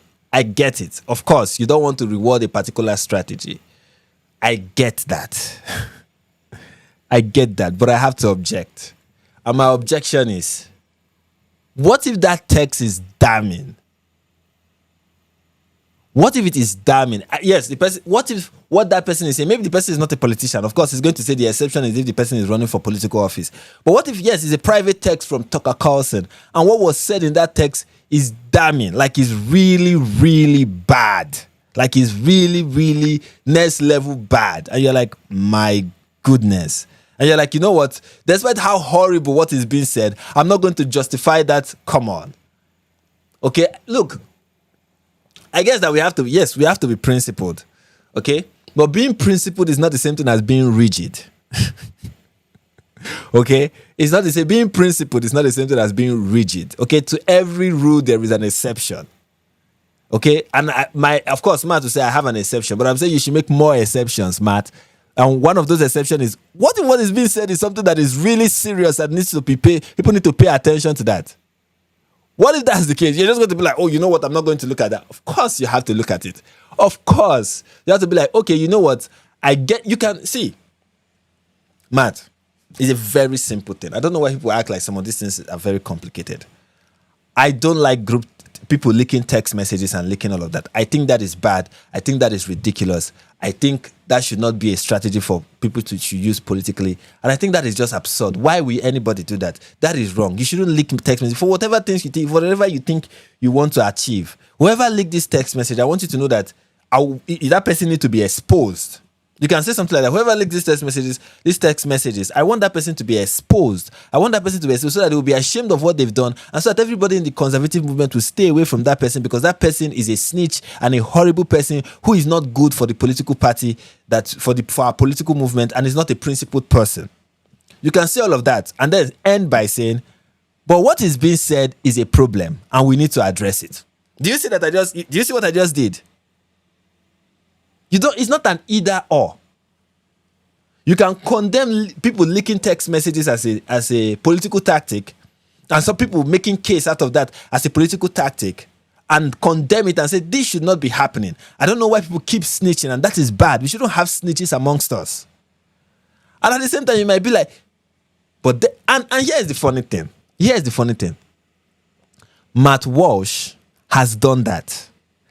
Do you guys remember when we reacted to Candace Owens reacting to Matt Walsh reacting to the leaked text message from Charlie? Do you remember that? I'm very sure that maybe at the beginning of that show, because I've not watched the whole thing, Matt Walsh may have condemned leaking of text messages and be like, this is snitch-like behavior and this is uncalled for. He may have said all of that. But after saying all of that, he gave his 2 cents and was like, oh, imagine if whoever it is that pushed Charlie to this extent, isn't that problematic? So he still commented on the leaked text message. That is, you see, Matt, that it's not an either or situation. It's not a I will not reward that strategy. Because Candice took your response to Charlie's leaked text message as a rewarding of her strategy, even though I know that is not what you were trying to do. But you were doing the right thing by commenting and telling us what you think, even though I don't agree with what you are saying or what you were saying in that video. Of course, if you go back and watch the live stream, you can see how I vehemently disagreed with Matt on what he had to say. You did that. And in this case, you would not. Why? Is it because of who is leaking the message? Is it because in this case it was political and in this other case it was Candace Owens? Do you see where the problem is coming from? Do you see why people feel like you are being very tribalistic? It's like a self-preservation thing. I don't want people doing that to me. I don't want people going through and revealing my private conversations, not because I'm saying those kinds of things, but because these are private conversations. Now, there are exceptions to that. One exception is if you're running for political office and you want to be the top law enforcement official in a state and you've said privately that you think that, half of your state should die. Well, that's one of those exceptions. And I think probably in general, if you're running for political office, that's an exception. There are things that become fair game that otherwise wouldn't be. Yeah, another exception I think Matt will agree with is when it is Candace Owens doing the leaking. I just want to put it out there. But outside of those exceptions, I just fundamentally disagree with the idea that we should give these people anything that they want, or that we need to start now condemning things that were said in private in conversations that had nothing to do with us. We weren't involved. This is another mistake that I think Matt is making. The mistake is that he thinks that by doubling down and defending and ignoring and downplaying what the political article is exposing or claims to be exposing, he thinks that by doing that, he's not giving the left what they want. Now, first of all, that's ridiculous. But I mean, to build your entire response to this kind of thing by, let me not give them what they want. Of course, I've explained earlier that is ridiculous. But also, it is also ridiculous to think that is what political want. At this point, I think what the left wants, Matt, is for you to keep doing what you are doing. I think that is what they want. They are not expecting that someone like J.D. Vance is going to denounce young Americans. I don't think they think that J.D. Vance is going to do that. I don't think they think Donald Trump is going to do that. I don't think they think any of the people on the left, on the right, are going to do that. They don't want you to do that. They want you to do what you are doing right now. Matt, what you are doing right now is playing right into their hands. Because when you react like that, it is justification for calling you a fascist. Which is their point, the big, larger point that they are trying to make. It is It is that simple. That is, in fact, I'm telling you, if I'm somebody who works for the left and I bring up stuff like this, I am going to keep bringing it and keep bringing it and keep bringing it and keep us, because I know that you guys are going to deflect, ignore, downplay. And whenever you do that, I am going to publish your downplaying of the situation and say, can you imagine what these people are doing? Can you see them justifying fascists? A justifier of fascism is a fascist. That will be my entire argument. You can call it hypocritical. Hypocrisy is a tactic of the left. Okay, you might be like, oh, them doing this is kind of hypocritical. That's your tactic. Everybody know them to be hypocrites. You are the one who claim to be pointing out hypocrisy by being hypocritical yourself. So I don't think this is you not playing into the hand of political. I think this is you playing right into their hands. Don't have the context. They were not intended for any of us to even see in the first place. And should we police that? So I would say no. I want to say this.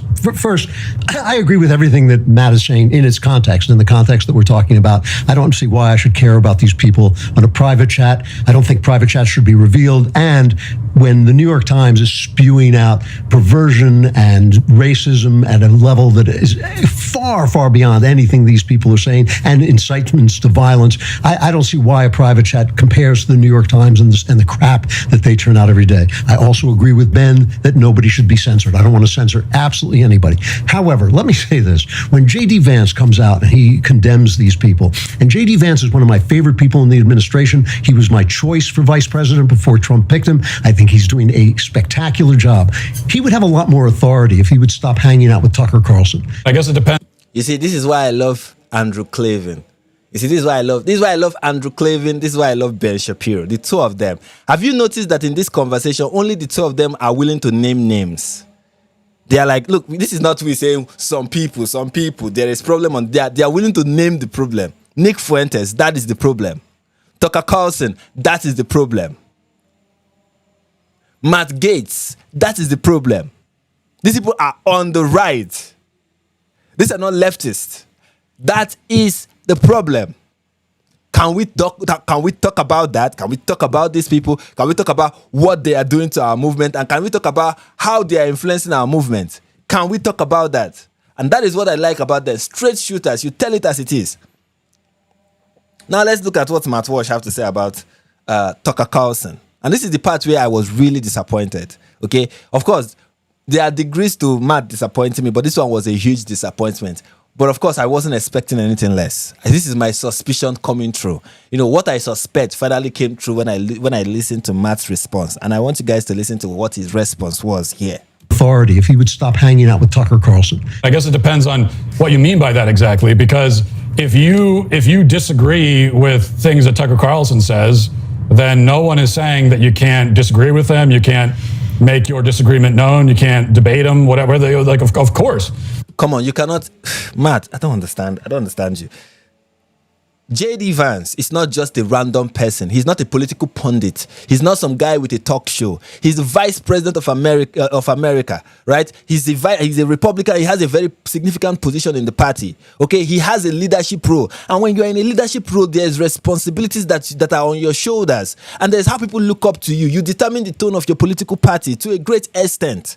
When you keep hanging with Tucker Carlson, you are legitimizing him. You might love him in private. He might be your guy in private. You people are close friends. But for the sake of the public, you have to keep your distance. Because it is sending the wrong message. And I don't care about the left. This is something that has to do with your own movement, your right-wing movement. It is that simple. This person is a leader. This is not some, oh, he's my friend, then nobody is supposed to tell me how I'm supposed to do with my friend. This guy is a politician. This guy has leadership in the political in your political movement. He wields a lot of influence. And he is hanging out with Tucker Carlson. It's the same thing with Charlie. I don't know how Charlie himself did not understand this. And every 5 minutes he's talking about how he's being morally blackmailed. I hate it. I hate it when I see people who have political power and political influence pretending like they're just the ordinary guy on the street and wanting to be treated the same way. Like, don't you know that? Don't you understand the influence that you wade? Don't you understand your influence? And don't you understand that it is bigger than just, oh, I have my opinion. If you are a king, act like one. All this, but what if he's just he's an individual, he has the right to. No, he doesn't. He doesn't. He has a lot of responsibilities and he has to live up to them. One of them is to dictate the tone of your political movement. And hanging with Tucker Carlson, who is the promoter of a lot of confusion amongst young people.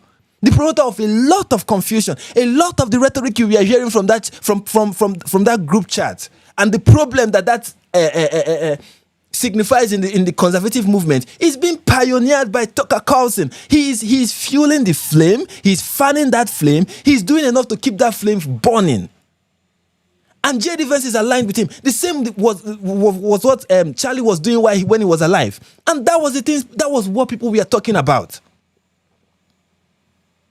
All this, well, we may have our disagreements. It's not enough. How is this difficult to understand?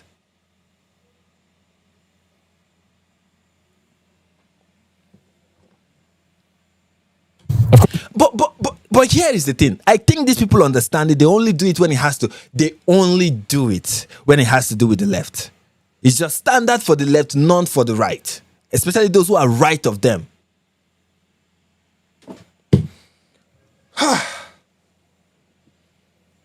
Of course you could do that. I don't agree with everything that Tucker says. I don't agree with everything that anyone on the right. What does that statement right now? Look, let me just say this. This statement that people say, I don't agree with everything this, but is meaningless. Like, let's just say it. It means nothing. It's the same thing as saying I believe in world peace. It's the same thing as saying I want to end world hunger. It's the same thing as saying I stand for injustice. It means nothing.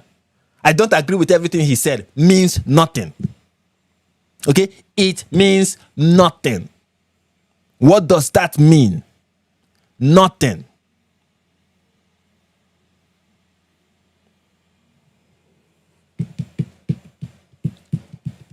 Imagine I come out and I say, I don't agree with everything Hitler said. You're going to ask me, okay, what are the things that he said that you agreed with?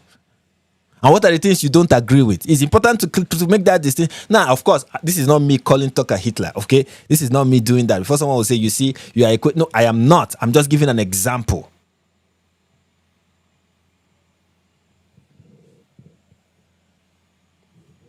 Look at somebody is already thinking the way I was thinking. You see, me and Hostran, the spirit is one.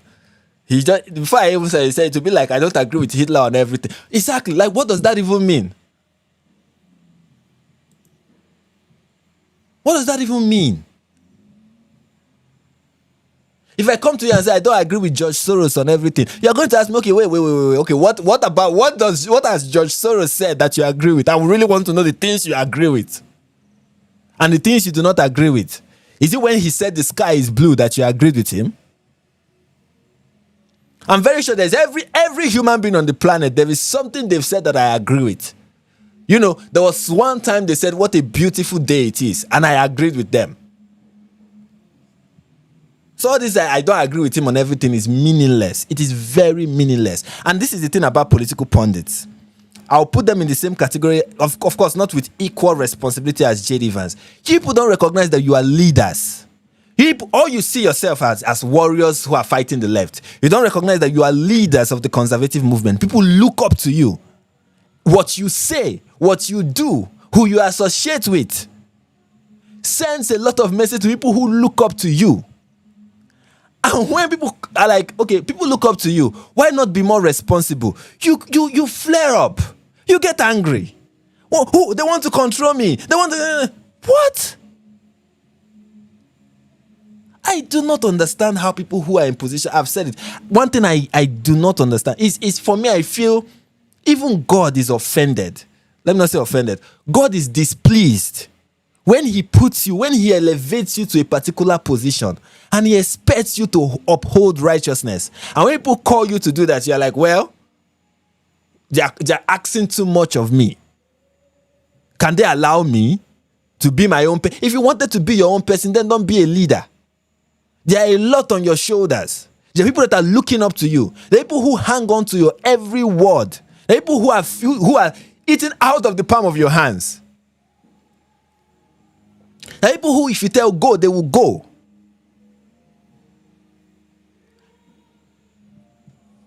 And then you pretend like it is not true. Oh, I can't tell these people how to behave. Oh, come on. Come on. And then you do this, oh, well, Tucker Carlson, there are some things that he says that I don't agree with. Well, does that mean that... What are the things that he said, that he has said that you don't agree with? I want to know. What are those things? See, Matt, your viewers are interested. They want to know where you differ from Tucker. Every of them want to know where you differ from, where does your agreement with Tucker, where does it end? They want to know. When you keep quiet and you don't say it, you are confusing your audience. You lead them to speculate. You leave them with speculations. I know all of them are, every time these people talk, they talk about the responsibility they have to their friends. And we are going to look at Matt Walsh saying the same thing about, responsibility he has to his friends. And I'm like, fine, but what about the responsibility you have to your fans? The people who follow you. The people who God has called you to lead. What about that? You see, it is that responsibility that you have to your followers that made Paul rebuke Peter in public. That was what made Paul. Paul could have done it privately. He could have DM'd Peter if there was Twitter at the time. But he did it so publicly because of the people who are watching the two of them. The people who are watching us. I need to send, the message I'm sending is not just to you, Tucker or whoever, or Peter in this case. It is to everybody who is watching two of us. They need to get this message clearly. But all you care about is owning the left. It is a shame. It is a shame. It is a shame. And I want to say this. What this demonstrates to me is that you do not care about your followers. You don't care about them. It says, It's now, a different I do category, think, though, that it's a different category. I mean, yeah, you and I disagree. Ben and I disagree. We're all talking about the same world that's actually happening. You know, to say that Hamas. well, I think, but, I guess. Matt will say he's opposed to the Islamization of the West. Matt, you claim to be opposed to the Islamization of the West. Your friend, or maybe he's not your friend, who knows how close you people are, Tucker Carlson, has downplayed Sharia law. Tucker Carlson wants the US to be more friendly with Muslim countries. Tucker Carlson is running defense for Muslim countries.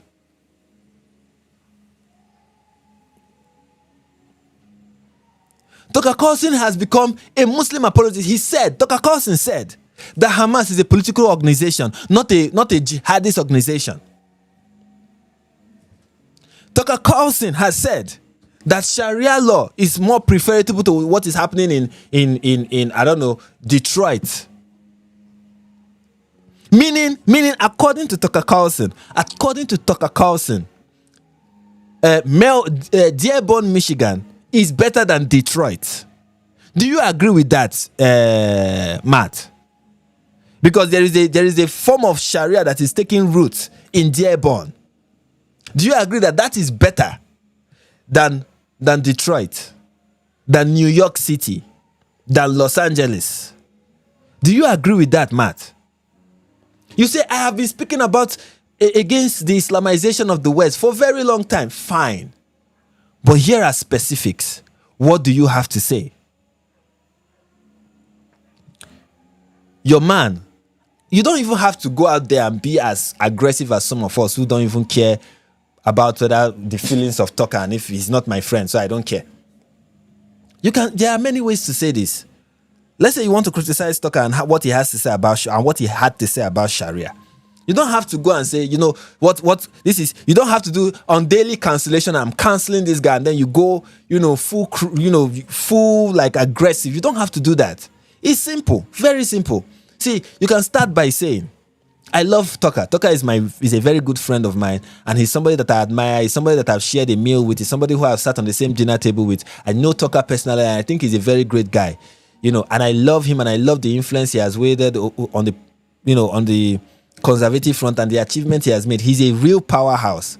Okay, and I love him so much. And that is why it is kind of disappointing when I see him make the statement he made about Sharia law. Now, this is not me trying to dogpile on him. I know that many people have called him out, and me adding my voice to the whole thing is not. This is just for me to just set the record straight that I really do not appreciate the statement. I think it undermines what the Islamization or that is the Islamization process that is going on in the West, especially when we look at what is happening in Europe and when we look at what is happening in some of our cities in America. There is a push to Islamize the Western world, and rhetorics like this about Sharia does not help in countering that. You see, it's that simple. You have not bashed him, you have not insulted him, you've not said it in a way that is evil, or let me not say evil, in a way that is offensive. This is you as in a very kind, generous way, calling out a friend. It's that simple. You don't even need to dwell on it for 10 minutes. You can dwell on it for just 5 minutes of your show and just say, look, I don't think this is... It's the same thing when he did his interview with Andrew Tate and kind of tried to sanitize the image of Andrew Tate. You saw that happen. You don't have to go and say, you know what Tucker Carlson did is evil and he's reprehensible and we should expel him from the Republican Party and expel him from the conservative movement. He's now an enemy of the movement and we should, attack him vehemently. You don't have to do any of that. It's simple.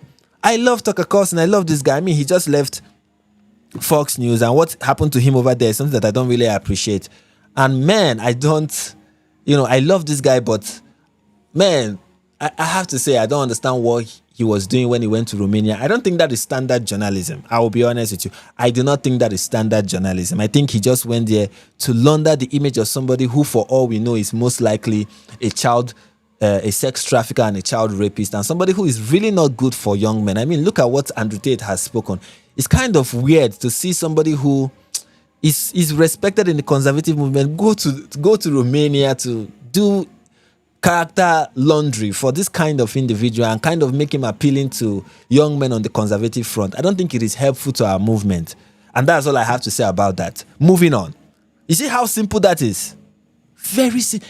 Have you attacked him viciously? No. Have you tried to shred him to pieces? No. Is this the kind of thing that you said in a video and it will be titled Matt Walsh destroys Tucker Carlson? No.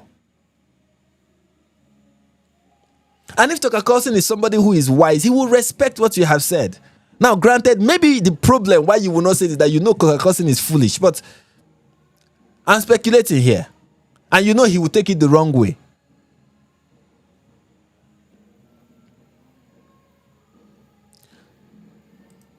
Yes, I think Tucker is talking about the same world. I think he's got different views on the world than you do. But if we're talking about standing up and saying, I disagree with that strenuously, here's why, well then yeah, absolutely. If we're talking about the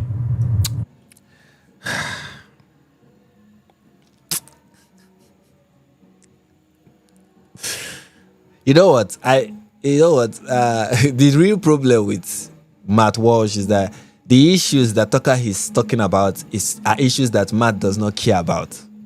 He doesn't care about the whole issue with Israel. There's somebody who sent me a message. I think not a message, a comment. There was a comment I saw in the post I made about this live stream. And somebody was like, it would be nice if you and Matt Walsh have a conversation about Islam. That will, he's somebody who is focusing now on the Islamization that is happening in the United States. And it would be nice if you have a conversation and you're exposed to him, just how demonic and destructive Islam is to any society and any civilization. And then the person said, you can also talk about what is happening in Nigeria.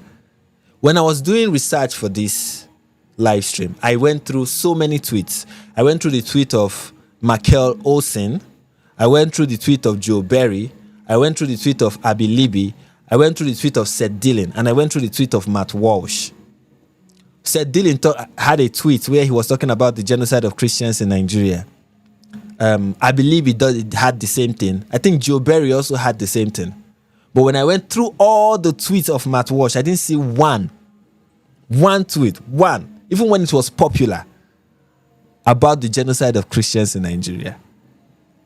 Sorry, but you may not know this. But Matt Walsh is America first. You may not know this. And he doesn't really care about what is happening in any other part of the world. He doesn't even care if it is happening to Christians. Maybe he cares privately, but publicly, he doesn't. The only time he went to Africa was to use Africa to make his point. And it was kind of somehow, but that's another story for another day. When he went to Kenya to use Kenyans to prove his point in America. He didn't go to Kenya because he cared about the Kenyans. He doesn't. So he doesn't. He doesn't. So it's the same thing when it has to do with Israel and he's going to have an issue when Islam is trying to take hold of the United States. He's not going to have an issue. He may point it out once or twice. Yeah, I know he has spoken about once or twice in passing what is the Islamization that is happening in Europe. But that's not really something that he's dwelling on. It's not his issue. That's the truth. It is not his issue.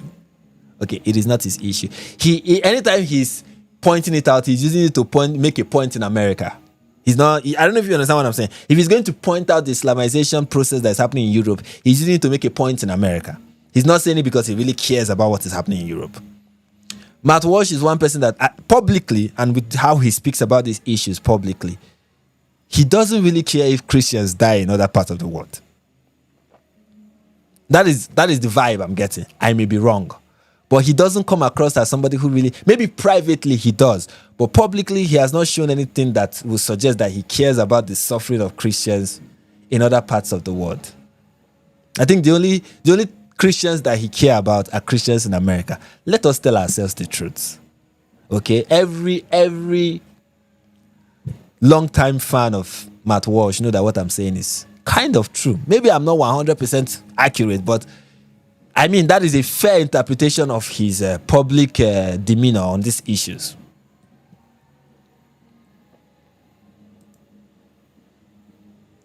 You know, I know you said you're not supporting censorship, but if we're talking about sort of driving somebody out of the movement, alienating them, saying, that disowning them, that sort of thing, I absolutely, totally, very much disagree with that.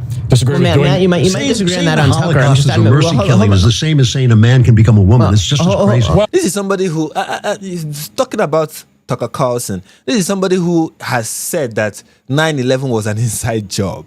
It's not a minor disagreement. Well, hold on. Let's take Tucker off the table there for a second, because obviously Tucker is a very fraught topic for a lot of people, myself included. But I think that, I guess the question for Matt is, there are certain people who you would basically say don't belong in the movement. And so the question, I think, for everybody, and I think this is one that we should openly discuss. I mean, if we're going to have these discussions, is who doesn't? Right? Like, who doesn't? I'll give you a takeaway on this that is obviously timely. It's one that for a lot of people, myself included. But I think that, I guess the question for Matt is, there are certain people who you would basically say don't belong in the movement. And so the question, I think, for everybody, and I think this is one that we should openly discuss. I mean, if we're going to have these discussions, is who doesn't? Thank you. Exactly. Name names. There are people who you believe are not part of the movement. The question to you, Matt, is who are those people? Who are those people? And you have it. Right, like, who doesn't? I'll give you a takeaway on this that is obviously timely.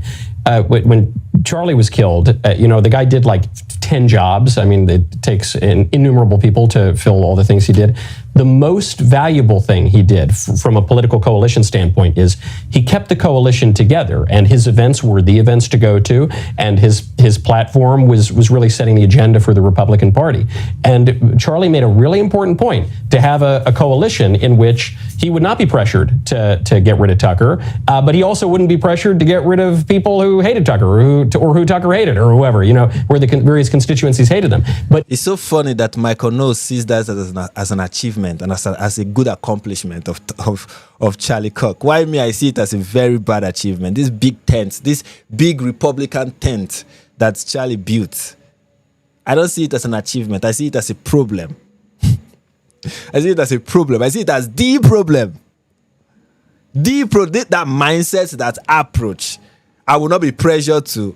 I'm not even asking you to be pressured. Like, look, as a rule of thumb, when people are criticizing, when people are calling you out, when people are saying something about maybe a position you've taken, Besides just, oh, they are pressuring me, therefore I will not do it. Why not just ask yourself, what if they have a point? Like, what if they have a point? What if people that are criticizing me and pressuring me, what if they have a point? Are you going to disregard the points that they are making simply because of pressure that they are mounting? But Charlie, furthermore, to your point, Ben, also drew a line. There were plenty of people that were not permitted into TPUSA events. And so he did this in, I think, an obviously very effective way, a way that did not fall into the And peril. also, there's just this romanticizing. Like, look, I'm not saying that Charlie is not a great man, but come on, he's not Jesus Christ. Okay, he's not Jesus Christ. He's not he could not do any wrong. And there is an example to learn here. Mike, there is no example to learn here. None. None. Don't align yourself with Jehoshaphat. That is the moral of the story. Don't align yourself with Jehoshaphat. I have made this point over and over and over and over again. Look, when David was about to die and hand over to his kingdom to Solomon, his son, one of the advice he gave him was, look, there are people that as long as they are alive, your kingdom will never be established. And these people were friends of David, though. These people were some of his loyal commanders that did him something. He was like, nah, you see, you will be a problem for my son. And he told him, as long as people are alive, as long as these people are alive, your kingdom will never be established. I'm telling you, these people were tight friends. They were big, they were head honchos. Or hancho, I don't know how that word is pronounced. They were the head honcho of David when he was alive and when he was ruling Israel. And yet he knew these people are a problem. These people are problems. David himself understood what it's like to not call out evil in your own house. Go and read the story of David. The man after God's heart, by the way. He learned the hard way what it is like when you don't call out evil in your own house. His son raped his daughter and he kept quiet. And the thing came back to, in fact, that led to him being driven out of his palace. And he was on the run from one of his sons that wanted to kill him. A son that in one day slept with all his concubines and the whole of Israel were clapping for him. That is what will happen to the conservative movement if you people go ahead with this mentality that so many of you have adopted.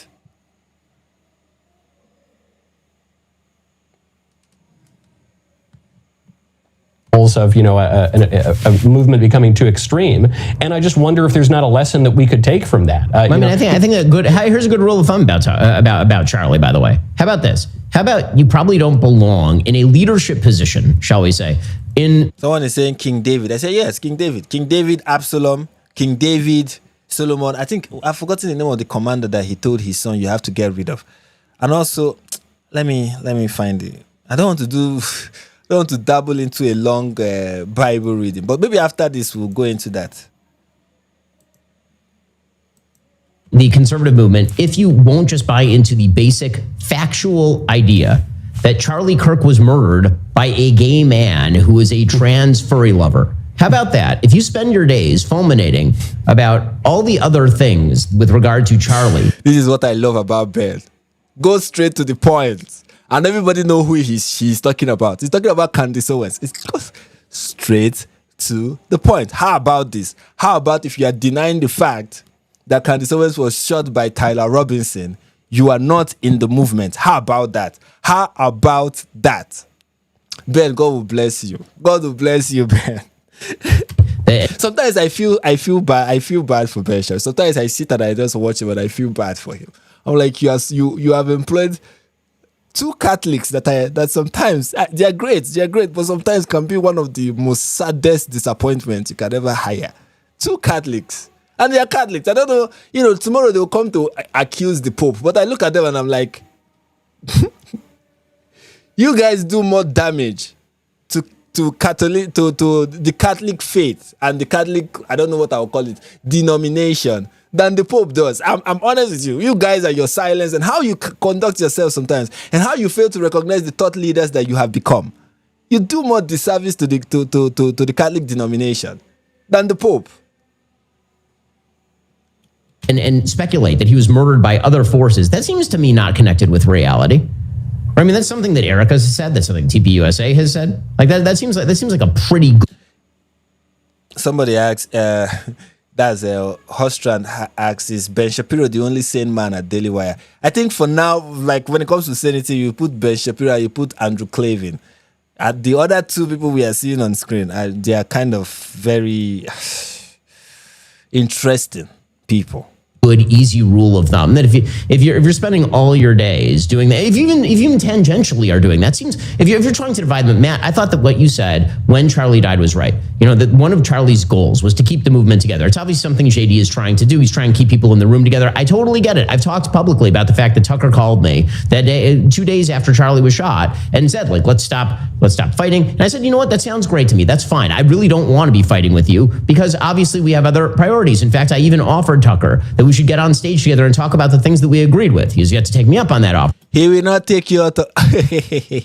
Anyways, I like how people are very optimistic when it comes to the like of Tucker Carlson. I like the optimism. It's very funny, but you know, you guys should keep doing it. Oh my goodness. But the bottom line here is that, you know, when it comes to where you set limits at some point are going to have to be set. And it seems to me that the move on the right is that because we don't like the left at all, because the left is bad, there must be no limit set. And any attempt to set a limit is somehow firing inside the tent. And what this actually leads to is many of the same people who are firing inside the tent then turning around and claiming that you're violating the truce. Because exactly. You talk about those who are calling out Tucker Carlson as the people who are dividing the movement. When I will say, no, Tucker Carlson is the one dividing the movement. Tucker Carlson is the one introducing confusion into your movement. Tucker Carlson is somebody who is using the backhand to introduce dangerous ideas to your movement. The same thing with Candace Owens. The same thing with people like them who are prominent in the conservative movement. Andrew Tate and co. Who made Andrew Tate popular in the who legitimized Andrew Tate, who made Andrew Tate a legitimate conservative voice in American politics. Tucker Carlson, Candace Owens. This is not, we just kind of disagree. This is bad. This should not be. This should not be. It's that simple. And people keep quiet about it. I'll tell you what, it's Nick Fuentes who's attacking Donald Trump on a regular basis. Yeah. It is Alex Jones who's attacking Donald Trump on a regular basis. I mean, it is Tucker Carlson. It is Tucker Carlson who is attacking Donald Trump on a regular basis, and yet the VP is hanging out with him. Who's attacking Donald Trump on a fairly regular basis, actually. So, and I think that the friendly fire should stop across the board, and I've been very clear about that. Oh, please, Matt, please, let's not do this. You know, when you talk about the friendly fire across all bodies, I don't know if it is cowardice or whatever it is that you define it as.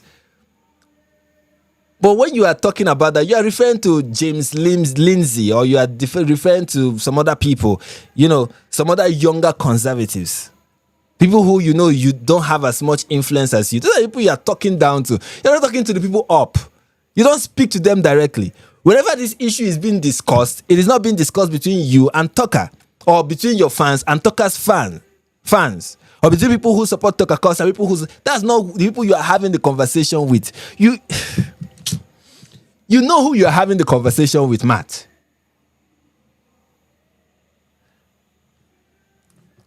You mean the show, not just the I think that the show. It's getting late, that's right. But let me so two things.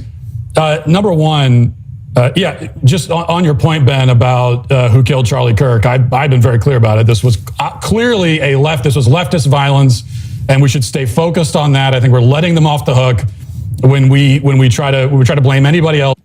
Candace Owens have said that is low-hanging fruit. Candace Owens have said that attacking the left is low-hanging fruit. That is what the Kabbalists want you to do. That they want the left and the right to keep fighting. Candace Owens have said that this is not a left or right issue. Now this is those who support truth and those who support the evil issue. The same thing as Tucker Carlson. He has said the same thing, that this is not a left or right issue. Tucker have said it repeatedly. This is not a left or right issue. Yes, he has said that.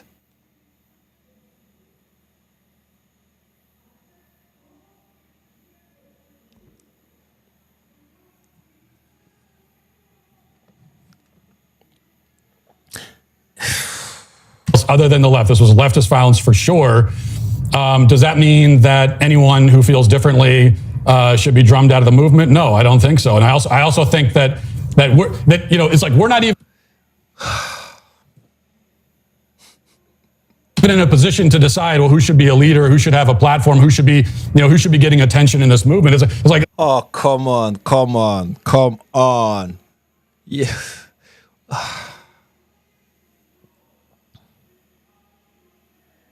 Stop pretending like you don't have influence, Matt. Stop pretending like you don't have influence. Like your words don't mean nothing.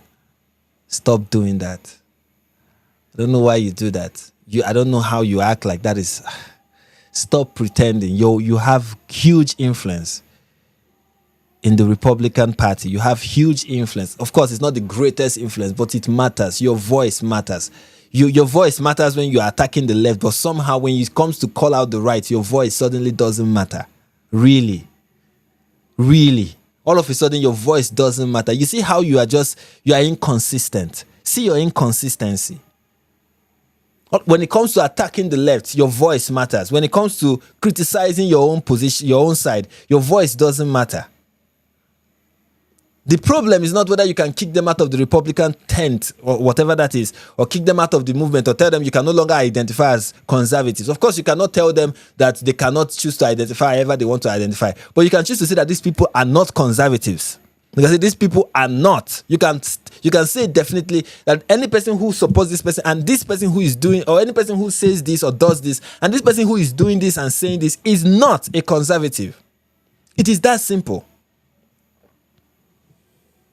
That's not up to us to decide anyway. Well, no, but it's up to a decision. Hang on a second. Let me just say, after Charlie died, okay, a couple days after Charlie died, I put out a tweet where I said that I want to call a truce. I can only do it on my end. I want to call a truce. I want to extend an olive branch to everybody on my side, everybody on the right. Okay, everybody to the right of Bill Maher. I want, including him. Not that I ever had really a beef with him, but I want to extend a truce because we are dealing with a threat. We are dealing, Drew, you said it yourself. These are people, like the political violence is on one side. This is on one side. There is one side that engages in political violence. There is one side that like rejects the basic realities of life. There's one side that's responsible for murdering 60 million babies in this country. Okay, it's one side. And so I think that for right now, maybe we'll get back to the arguments, maybe we'll get back to the infighting, we'll get back to that in the future, I'm sure. But for right now, I think we need to be unified against this threat, especially now, especially with the midterms coming up and the presidential election right after that. The left, if they get back into control, they're going to be out for blood even more than they ever have been. And so we need to be united against that together. And that's what I said. When I said that a couple days after Charlie's... Okay, first of all, Matt, before you go ahead with the rest of what you have to say, or we go ahead to listen to the rest of what you have to say. First of all, it is not true that it is only on the left. There is something called horseshoe theory, and it is taking place right now in American politics. There are right-wingers, so-called, the Nick Fuentes camp, that advocate for abortion of black babies, that are not like, oh, we need to stop abortion across the board. The only thing they oppose is the abortion of white babies. They are right now in your political movement, and some of them Matt, some of them are your listeners.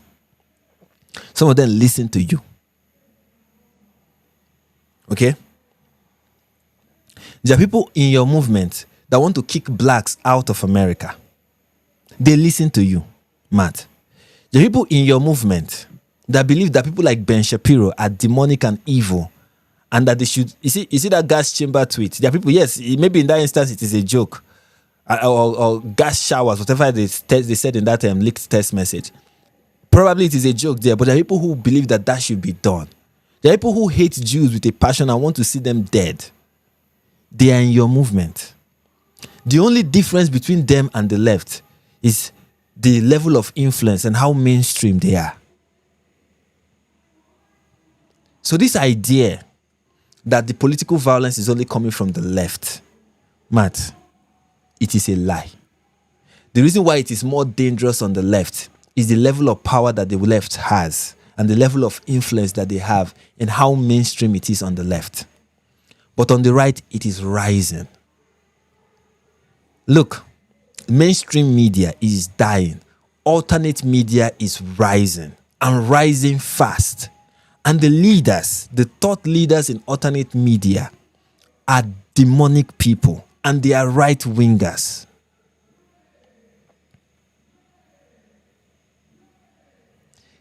You can choose to bury your head in the sand and pretend like that is not true. But it is. And let me tell you what the right, the left, what their tactics, what any smart left-winger would do as a tactic is to platform. What I mean platform is to bring the Nick Fuentes of the world on public, to platform, to make them famous. Any person who is in the mainstream media now, your goal, if you want to discredit the right, if you want to discredit the right, your goal as a left-winger right now, if you're in left-wing media, is to make Nick Fuentes famous, very famous, that his name is no longer something that you whisper in the shadows, but that every person in America knows. That is the goal. And once they do that, your movement, it will deal a very serious blow to your movement, one that I'm not sure you people will be able to recover from. It will be their opportunity to say that everything they've ever said about you guys is true.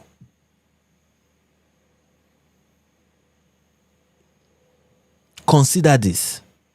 Consider this. Charlie's death. You know the response I got? Almost every single comment I got was yes, amen, absolutely, I'm with you. Almost every single comment. I said the exact same thing like 2 days ago, and it completely flipped. Now almost every single comment is, how could you say this? I can't unite with them. There's no way. I can't do that. And it's just, I haven't changed. What I'm saying is no different than what I said a month ago. I haven't changed. I don't think the situation has changed. No, the situation has changed. You see, that's the problem, Matt. The situation has changed. But you have refused, for stubbornness or whatever reason, to acknowledge that there is a reason why what you are saying, you feel everyone else is changing, you are the one remaining the same. But that is not true. That is not true. You are living in a different... If you think that is true, then you are living in a different reality. Because a lot has changed. At all, and I don't know why everything else has flipped. Because I think why everything else has flipped is because Nick Fuentes is the #1 political podcast in America on Spotify. That is what has changed. It's Candace Owens. It's Tucker Carlson. That's what has changed. It's people who have hijacked the death of Charlie and have used it to push for for very, very, very, very evil things, and have used people who are dancing on his grave, people who are taking his death, hijacking his movement, trying to penetrate it and trying to turn it into something that he will not have endorsed. That is the problem, and that you are blind to it is your problem, Matt. That you constantly, vehemently choose to not see it is a you thing. It is not us that has the problem. Don't do this Tucker Carlson thing where he's like, any person who talks about me talking about the Jews is obsessed about Jews. No, that's not the case, man. It is you that have the problem because you are failing to see the things that are right in front of you. Because you are obsessed with owning the left. That is your entire brand. And somehow it is hard for you to pivot. If you take that, or even for a second, entertain other problems. Or even consider that they are even important. I mean, look, it's just like me saying that the most important thing in the world is just what is happening in Nigeria. And anybody who is not paying attention to what is happening in Nigeria is really not paying attention to the real issue. The real issue is what is happening in Nigeria. And anybody who cannot see this, I want everybody to unite with me in fighting what is happening in Nigeria. And anybody who is not seeing it, you're very privileged to be concerning yourself with other things. You want people to care so much about what you care about. And yes, they do. But all they are asking you to do is also care about what we care about. I know you want, yes, there are these people are after your life. They're also after my life. Not me now, but I mean other Americans. And some of them are your friends. But can you recognize that there are also other people that are after the life of the people you want to be This is how alliances are built. Okay? Yes, we have a common interest, but we also have personal interest. Why I want to align with you and attack the left? Can you at least say something about the people on the right that are after my own life?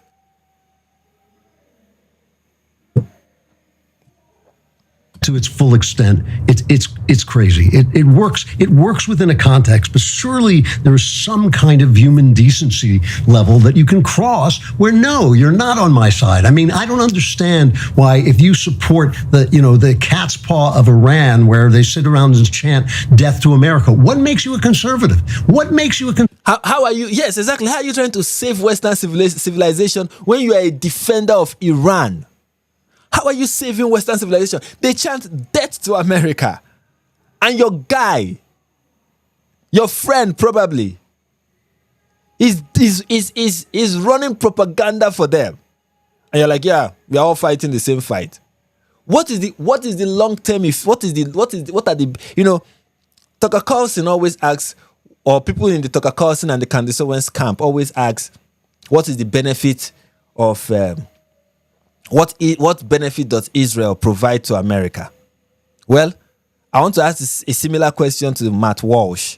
What benefit does Tucker Carlson and Candace Owens have to the conservative movement right now? What benefit?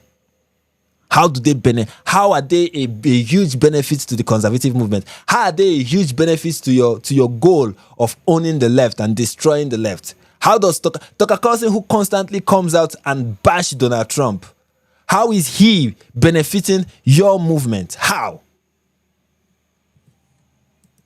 Conservative that you say tough sounding things. I mean that you're talking in a loud voice about the problems of the country. I don't know what makes you a conservative if you are in favor of a regime that used to have until Trump took it away the capacity to actually hurt us. I don't understand the anti-Americanism. Well, I would say you're not. I would say you're not on our side. You're not a conservative if you are not interested in conserving and preserving and defending Western civilization. And I guess the one point I'll give in your favor, Drew and Ben, is that I do think that there are some people. Is that what I said? Sorry, what I meant is, what benefit does Israel provide to the US? People always ask the question, what benefit does Israel provide to the US? And I'm asking Matt Walsh the same question. What benefit does the Tucker Carlsons and the Candace Owens provide to the conservative movement? Sorry, if I said what the US provides to Israel, that's I gaff a lot. If you haven't noticed, I am Joe Biden when it comes to gaffing. People who claim to be conservatives who actually are not interested in conserving Western civilization at all.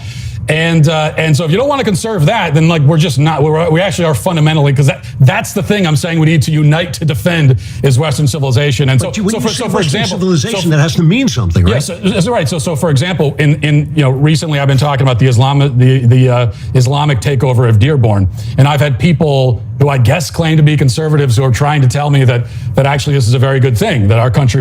You see, this is the problem. I know what he's talking about, and this is one problem that I have with Matt. Is he's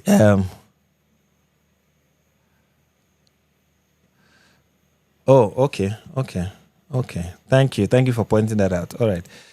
This is one thing that I have with Matt, where he kind of misunderstands the people who are opposing him, what his critics are saying. This is why you can't, Matt, this is why it seems like you don't learn from people who criticize you. And it is a bad thing. There's something my dad taught me. He said one of the people you can learn from are people, even the ones that are bitterly criticizing you. You learn a lot from them if you just calm down and try to understand what they are saying. Okay? There are Muslims who have come and bashed me and bashed something I said. And I listen and I'm like, they have a point, though. Do you understand? I'm not saying they have a point with regards to Islam. They have a point in regard to what they are calling me out for. Now, of course, I will not give them credit, But at least I listen to them and say, okay, what are these people saying? And I listen. The problem I think I have with Matt, one of my problems is that I don't think he really listens to those who criticize him. He kind of misrepresents what they are saying. Like this example that he's giving where he was calling out the Islamization of Dearborn, Michigan, is that he was coming at it from a freedom of religion perspective. He was saying that, this is, Muslims taking over Dearborn, Michigan is not the freedom of religion that the Constitution envisioned. And I'm like, it kind of is, That is what freedom. Of course, it's not that it's a religion that wants to be exclusionary. You know, you can attack this by saying there are other ways to attack the Islamization that is going on in Dearborn and other places in Michigan and Pennsylvania. You can attack it by saying Islam is not a religion. You can attack it by saying that Islamist is more than just a religion but a political ideology. There are many ways. But because Matt will not attack it from that perspective, he's going to attack it by saying this is not what the founding fathers envisioned. And people are like, no. If you consider Islam to be a religion, well, if you are going to give religious freedom to everybody, well, this is what religious freedom looks like when it is given to Muslims. That is the point.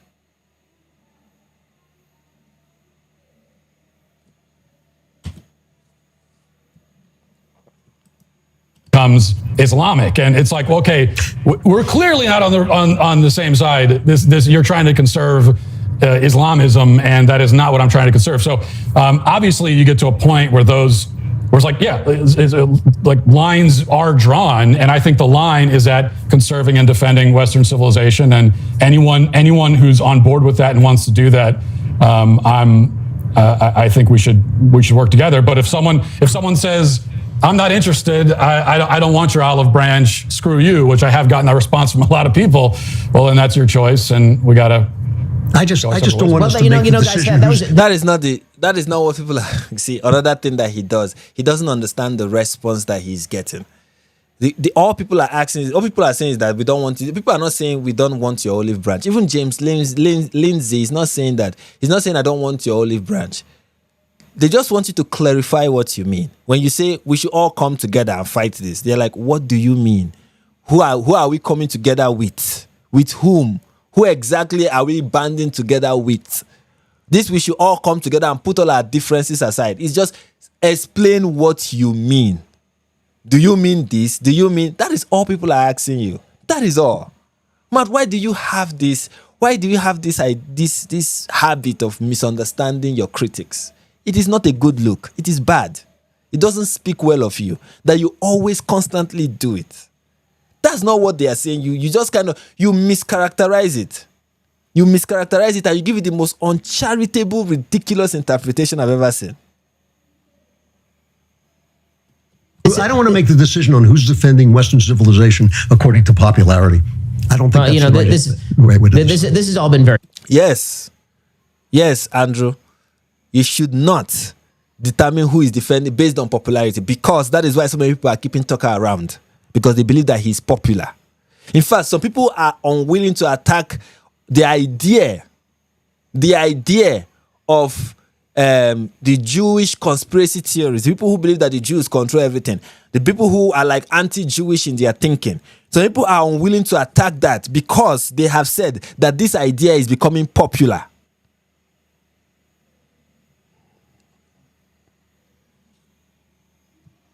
Very fun. I mean, truly, truly enjoyable. But Matt, I need you to talk to us about how you sleep at night. All right, so that's the end. That is the end. For some people who did not know, I kind of posted this picture of the top trending podcasts in America, and number one was Nick Fuentes. Nicholas J. Fuentes. That's number one. He's number one, and Joe Rogan is number 3. Think about that. Joe Rogan is number 3, and Nick Fuentes is number 1.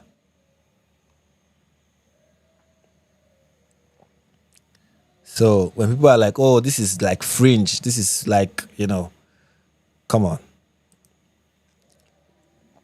And let's look at people that, let's look at Nick Fuentes' response to Matt Walsh. But I will say that another reaction came from Matt Walsh, and I replied to one of Matt Walsh's tweets. He said, after Charlie died, I said that we need to unify, and everybody basically told me no. He said, but we don't understand that the left is trying to ruin our lives, blah, blah, blah. But I said, look, Matt, I said, and I don't know, when he said that he wanted the right to unify, I don't know if he was referring to me, and maybe he was, and maybe he wasn't. Maybe he was intending for me to be one of the people he wanted to extend the olive branch to. I'm open to that.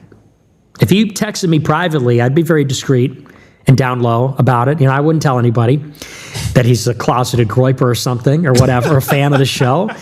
But I said, look, it's really hard for anybody to unify with you, Matt, because you work with Ben Shapiro, Andrew Klavan, and Jordan Peterson. Did you hear that? Matt, did you hear that? And they are all in the pocket of Israel. And we know. Did you hear that, Matt? Did you hear that, Matt? And he's not the only one with the same sentiment. We will not work with you because our real problem is not the left. That's what these people believe. Our real problem are not those of the left. You are like, oh, we have a common enemy. And they're like, no, we don't. That is their position. No, we don't. We don't have a common enemy. You think our enemy is the left. We think our enemy is the Jews. It's not the same. But we all claim to be right-wing. We all claim to believe in family values. We all claim to be opposed to mass immigration. We all claim to be opposed to LGBTQIA plus stuff. We all claim to be, to be traditional conservatives. We all share a couple of values. We all hate the left. Even though this guy is, in the last election was endorsing Kamala Harris and saying that he's going to take away his demographic from voting for Donald Trump. And this is the person you need to win, right? Oh, that these people, they hate us. Like anyone that is not down with Israel, they actually hate. And it's. Did you hear that? He believes that the people who hate you, Matt, are not leftists. People who want you dead, according to Nick Fuentes, are not leftists. They are Jews. They are Zionists. It's Israel. Israel is after you. That is what he believes. And that's what some other people on the right are either believing or promote, the belief of which they are promoting. It's not a Christian thing where it's like we love our enemies. No. They want us dead. Just like the left wants us dead. Shapiro wants us dead. Klavan wants us dead. And think about the way they talk about us. They call us filth, garbage. They can barely conceal. It's like a seething contempt and hatred. And so I look at someone like Matt Walsh, and he kind of sounds like the white guy in the story with Gavin Wax, where it's like, yeah, maybe you're okay. And I think Matt Walsh's intentions are good, but who's down the hall and to the left? It's Shapiro, who ruins people's lives. It's Klavan, who would do the same. It's Jordan Peterson, who said, I'm lower than a rat. And it's like, I'm sorry. Yeah, he's right. You're really lower than a rat, Nick. I would like to unify with you, and I'd like to think you're a good guy, but I can't actually unite with you as long as you're mobbed up with that crew, who are very similar in that way to Gavin Wax. And so, by the way, Candace Owens have also attacked Jordan Peterson. This is what I don't understand. Like, guy, there's something I don't understand. Like, Matt, Candace Owens have attacked Andrew Klavan. Klavan is your guy. Candace Owens have attacked Jordan Peterson. Jordan Peterson is your guy. Candace Owens have attacked Ben Shapiro. Ben Shapiro is your guy. He's your boss. Candace Owens have attacked Jeremy Boring. Jeremy Boring is your guy. He used to be your boss. Like, look at all the people around you that they have attacked. Like, you have this, let's say that Tucker Carlson is a friend, a very close friend of Matt Walsh. That's one friend. One friend, let's say Candace Owens. No, let's put Candace Owens in the same mix. Let's say Candace Owens is also a very close friend of Matt. And they've also shared, they've shared a meal together. They've sat on the same dinner table together. That one friend is attacking many of your friends. Attacking them viciously. One friend is attacking many of your friends. And you keep quiet. You say nothing. No. See, I've said it before on this show. You're not a true friend. You're not a true friend. You are not. Oh, it's sort of, I have the same message for Walsh, for anybody, for the Trump voters. It's we need to start taking our own side and recognizing that you just can never get too comfortable around these people, because on some level, you don't even know, is the real reason that Gavin Wax leaked the group chat? Did he do that on the order of the Zionist lobby? Mm-hmm.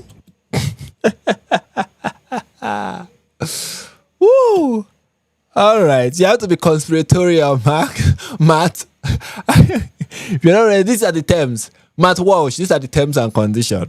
Terms and conditions apply? Are you willing to apply? They must know they have a Groyper problem. These guys I don't know. But Groypers are all over the government, and everyone knows. Did you hear that, Matt? Even Nick is not delusional to think that there are no Groypers all around the government, all over the place, in every conservative organization and institution. He knows that there is a Groyper problem. It is a huge problem. You keep downplaying it. There is a cancer that is eating your movement. But you rather, let's ignore it, of course. Knows that. There's Groypers at Harvard. There's Groypers in all the Ivy League schools. I talked to all of them. There's Groypers in government. There's Groypers in every department, every agency. Okay? And I almost wonder if this was an operation to try to start to roll that back. You don't know. And I would suspect that I'm probably not far off the mark on that. So it's just another message that these people are not really on our side. Anyone's a delegate for the ZOA. I don't care how based they sound. I don't care if they told you they're going to be your friend forever. All roads lead to Rome. Maybe they said, oh, we're going to be friends forever. Guys, we'll be friends forever, right? All roads lead to Rome. No, actually, that's not the case, especially with them. So yeah, that's Nick's message. That is Nick Fuentes' message. Now let's look at another person that Matt wants to align himself with. Yes, I am calling on the left and the right to unify and to solve what happened on September 10th. Did you hear that? Did you hear that, Matt Walsh? Should we align? Is this what we are aligning ourselves with? Somebody who is calling from the left and the right to unify.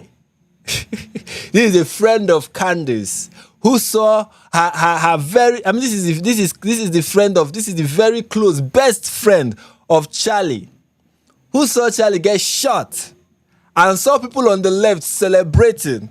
Ignored all of that because she's obsessed with the Jews and is calling for the left and the right to unify in solving her murder mystery.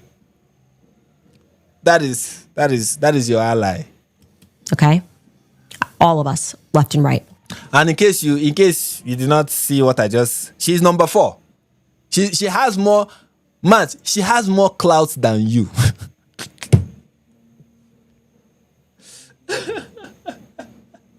She has more influence than you.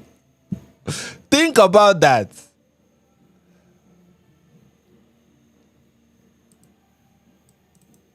The entire world needs to wake up right now.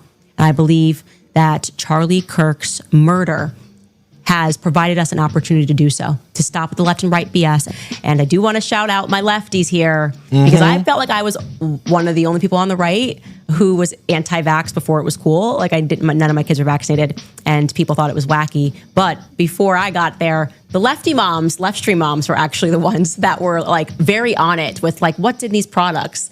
And that was like a weird place that I didn't kind of fit in conservative land. I am telling you, this is not a battle between left and right. Left and right, we are.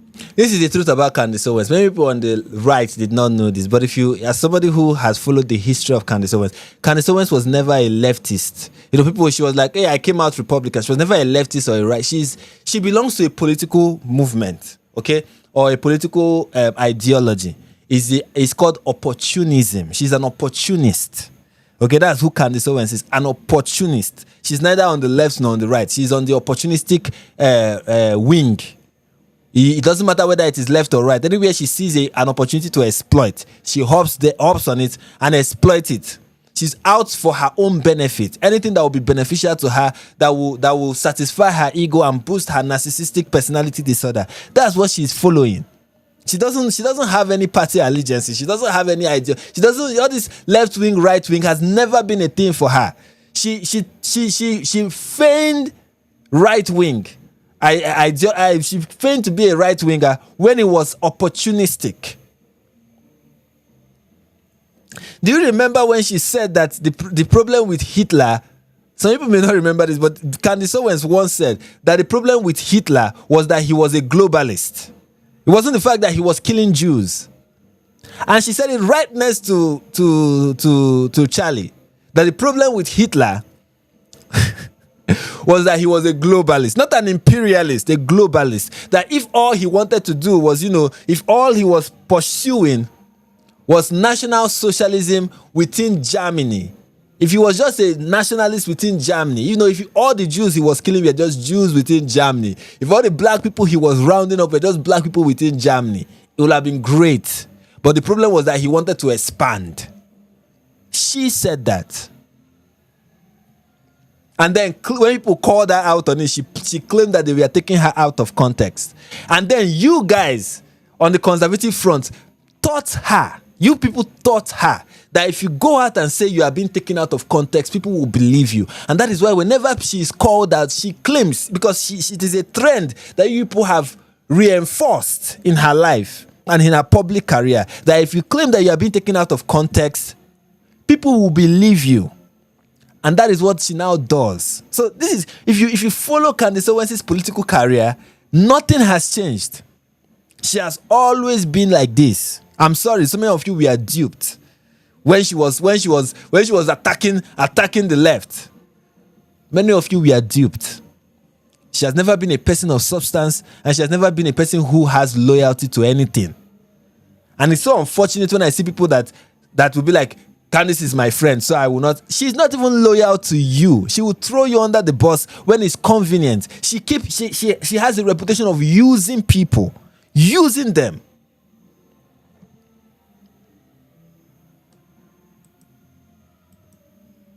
Realizing something more sinister happened. Now, usually we go, was he on the left?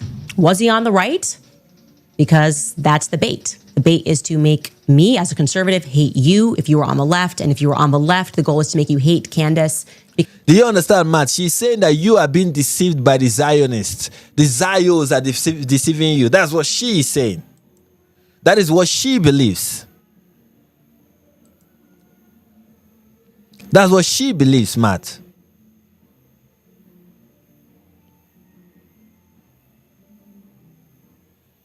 Because it allows them to operate in broad daylight. This sport has been created, left versus right. That it's just the left. It's all left leaning. No. They work with both the left and the right. Yeah, and sadly, the people that I am in partnership with on demanding more answers are not even people who were friends with Charlie Kirk. They're just like, obviously this is wrong and this is weird and I'm on the left. She's allied with the left. Yep, I am allied with the left and the right. Jamie Lee Curtis, she's on the left, right? And she was crying over this. Totally different politics, the awakening that's happening right now, left and right coming together. Murphy writes, I'm a progressive. The question I have is from an LGBTQ person. I owe you an apology, Candace. As a former Dem, I am ashamed to admit that I've said some awful things about you. You know what, Rachel? I'll apologize back. Because she's apologizing to people on the left. That is what we call big tent conservatism. Like that is it. This is the big tent we are building, and Candace Owens is there. She's on the left. No, she's on where he's paying. This was the person that when Charlie was pissed, he was like, yeah, I'm thinking of bringing Candace back.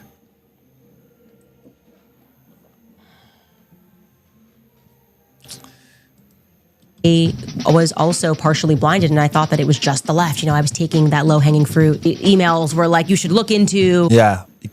Are you hearing what she's saying, Matt? She's saying attacking the left is going after low-hanging fruit. And that's what you are doing. That's what she's saying. This Governor Cox, because he likes trans, so they're open and close. That feels to me always just like Fed bait, left versus right? He likes trans people, so it has to be him. Like I said, MAGA, my dad's extra MAGA. That's supposed to make people that are on the left go, oh my gosh, see, it's because of MAGA dad. It's like so ridiculous. And then on the right, you're supposed to go trans, it's a trans person. We've talked about this and da-da-da-da. This is not left or right. I don't care. Do stop trying to make this a trans issue, that whole debate. Slow. It's not right versus left. It's not black versus white. It's not gay versus straight. It is good versus evil and the truth versus lie. Come together and fight this evil. Yes, we did this left and right. We are fighting opposite sides of the same coin. It's us versus them. The elites versus the rest of us. That's it. Everything else is a mirage. And whether you're on the left or the right, that were on the left and people that were on the right, the left and the right must come together when it's not left or right. It is not left or right. It is not left or right at both on the left and on the right. Both the left and the right, and people that were on the left and people that were on the right from people on the left or right. Now, if you're on the right, you're supposed to go, yay! Send it to people on the left, send it to people on the right, left versus right. The illusion that it's left versus right, it's in that left-right paradigm. Left versus right illusion. Left and right, we're paying attention. We're told left versus right, but it is not that. And they're upset that we're united, by the way. That's the real risk. That is the real threat to the government, is the left and the right actually uniting. In fact, I love that people on the left and right are finally coming together. There's something here for everyone if you want to take the low-hanging fruit and think of this as left versus right, right? So if you're like, on the right, you're like, I need to blame the left, then it's like, whoa, the trans thing is here. But if you're on the left and you need to blame the right, well, dad was a diehard MAGA. We're not taking the MAGA bait. The dad MAGA, he's been more MAGA than ever. And then it's like, oh, over here, the trans. Neither. If you were on the left, you are not my enemy. If you fall in for ideologies, I did too, okay? I've come out on the other side. We have to now meet in the middle, and we need to look at the true evil that rules over us. It's not left or right. Again, this is about humanity. Go to nimiskincare.com and use code Candace10 and you'll get 10% off your first order. In moments like these, we need to be crystal clear about who has our back. This is not left or right. It's good versus evil. Yep. And Tucker has repeated the same sentiment. But of course, according to Matt, this is oh boy.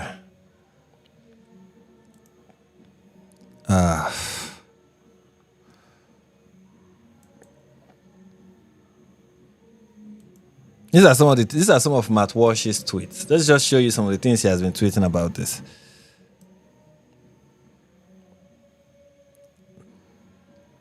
These are some of his tweets on this matter. Somebody said, this is what Han Shonity said. He said, I would rather lose than unite with the alt-right. We barely have anything in common anyway. I am a constitutional conservative. They are authoritarians and Islam simps. I will never be part of a coalition with them. They are antithetical to everything I believe in. That's what this person said. And look at Matt Walsh's response. He quoted, I would rather lose. And then he said, yeah, I know. I would rather win. Civilization itself is at stake. I would take winning. Which is kind of ridiculous. And then this person said, Ami Kozak said, Matt, many people are pointing it out, but of course Matt will not see it. He said, Matt, these things are not mutually exclusive. Quite the opposite. Allowing the right to become the false caricature the left claims it was for so long is the surefire way to lose. The liberals you mentioned previously, who you once united with, we are able to rightly call out and confront the worst, most destructive element on their side. It's prudent we do the same. Otherwise, we lose, not win. And again, I want to say to people like Matt Walsh who are like, winning is everything. You need to be careful about what you define as winning. What do you define as winning? Okay? If you are able to defeat the left by uniting with Nick Fuentes, and because you were able to unite with Nick Fuentes, you were able to destroy left-wing ideology and then replace it with Nazi ideology, did you really win? What did you win? You won nothing. You've lost. And yes, Abi Libby saying, winning by uniting with people who explicitly push authoritarianism, Sharia law, and every Jew and Zionist killed, put in camps, is losing. It is movement suicide. That's the point. Of course, we'd rather lose honorably to our enemies than be guilty of destroying ourselves.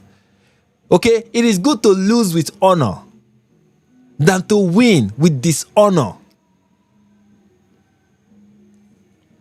Principles matter.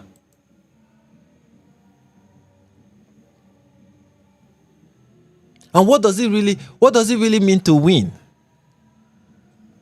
Look at the apostles during the time of during the first century. Many of them lost their lives while preaching the gospel. Many of them, because of what they refused to compromise for. They lost their life. They were persecuted. Did they lose? They did not lose. They won. What does it mean to win, Matt? And I think the problem with you is that you have decided to define winning unbiblically. This is not a biblical definition of what it means to win. You are so focused on politics that it is even affecting your understanding of what scripture is supposed to say. And you claim to be a Christian. Here's another tweet from Matt.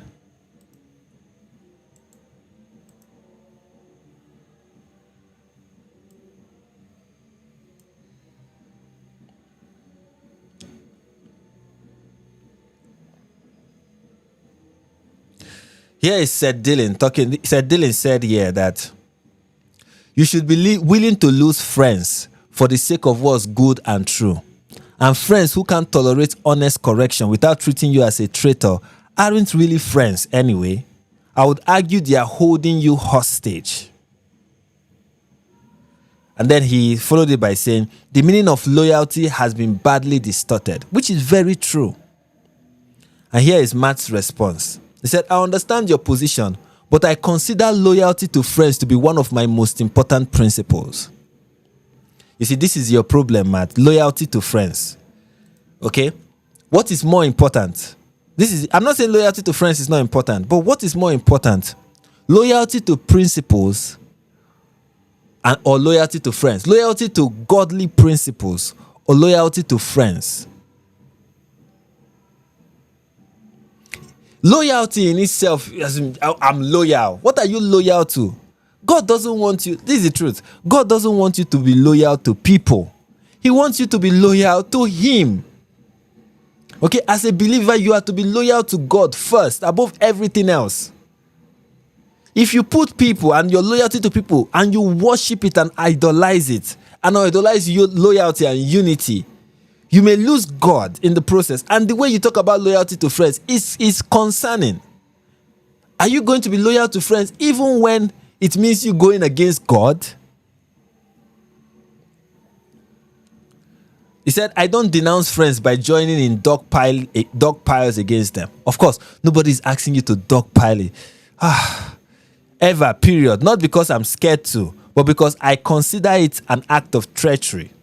Disagreement is one thing. Obviously, debating your friends publicly is totally fine and healthy. But in my case, I can say I have people screaming in my ears constantly, demanding that I actively denounce or condemn friends. The problem is not about denouncing or condemning friends. It's, what do you think about this? Matt, your silence is confusing. And you owe it to like I said, you owe it to the people God has given you to lead. To explain to them what your position is on certain things. You know, we say in this world, we don't owe anybody explanation. But when God has given you people to lead, you owe them an explanation. You owe it to them. And I think it is really sad, especially in this day and age, in this social media age. People don't feel like they owe their fans anything. These fans, you want them to give you everything. You want them to listen to you. You want them to hear you out. You want so much from them, but you give so little to them.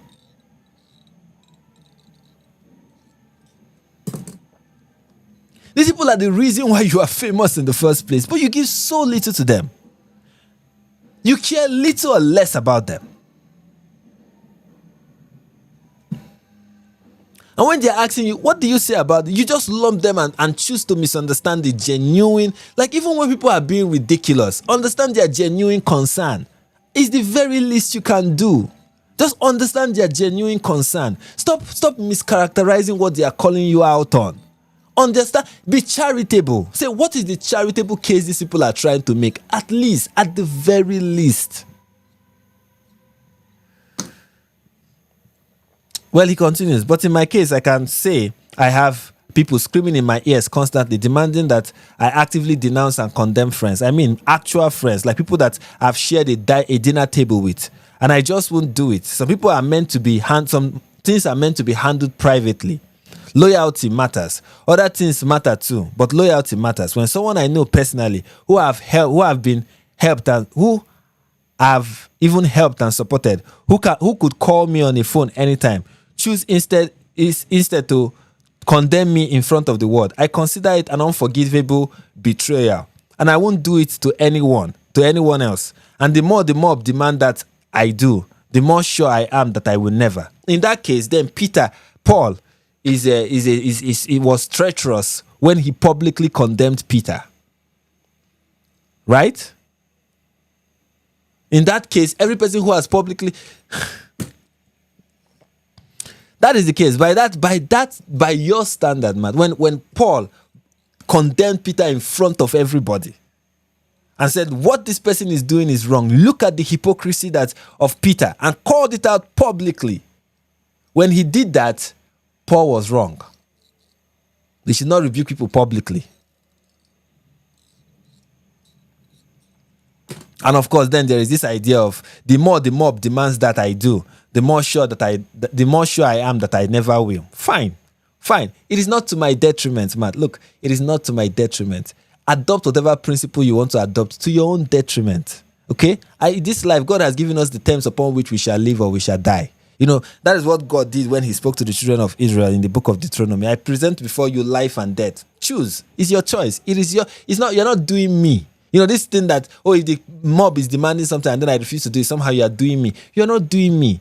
This thing I'm telling you, this advice that people are giving you, Matt, you may not know this.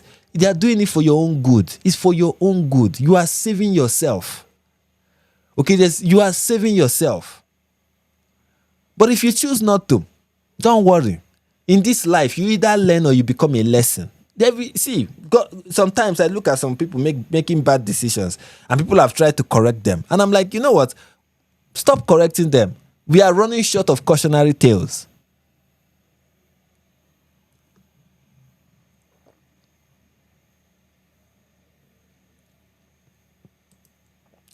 Then he said here that what annoys me is when people claim that I must denounce so and so, or say such and such thing, or say such and such thing because it's the principled thing to do. They haven't even considered the possibility that perhaps I have different principles than they do. Well, people have considered that. You may not. Man, people have considered that you have different principles than they. People have considered that there's a likelihood. See, I have considered the possibility that there's a likelihood that you agree with Tucker Carlson, that you believe that 9/11 was an inside job, that you believe some of the things that you are not condemning. I have considered that possibility. In fact, that is why people are calling you out to. In fact, what we are calling you out to do is tell us where you stand. On this issue, where do you stand? Let us know where you stand. That's all.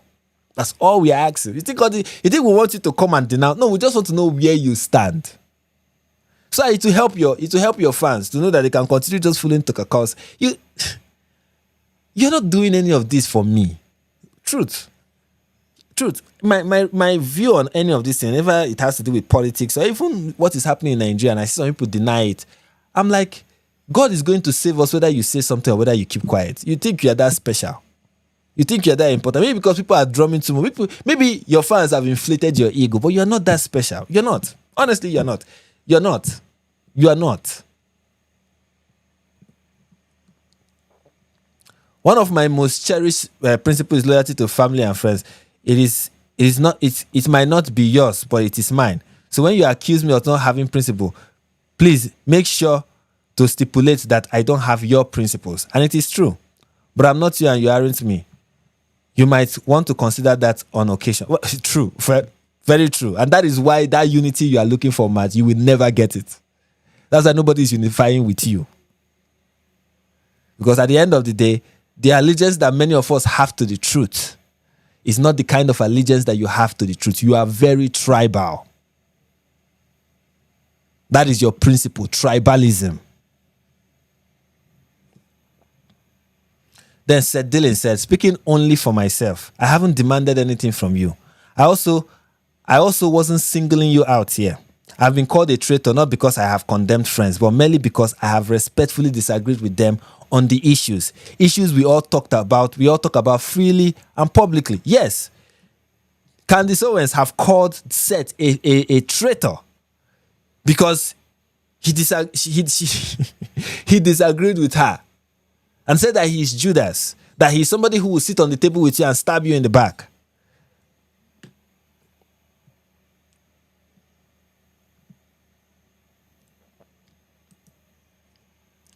Then here is another thing that he said.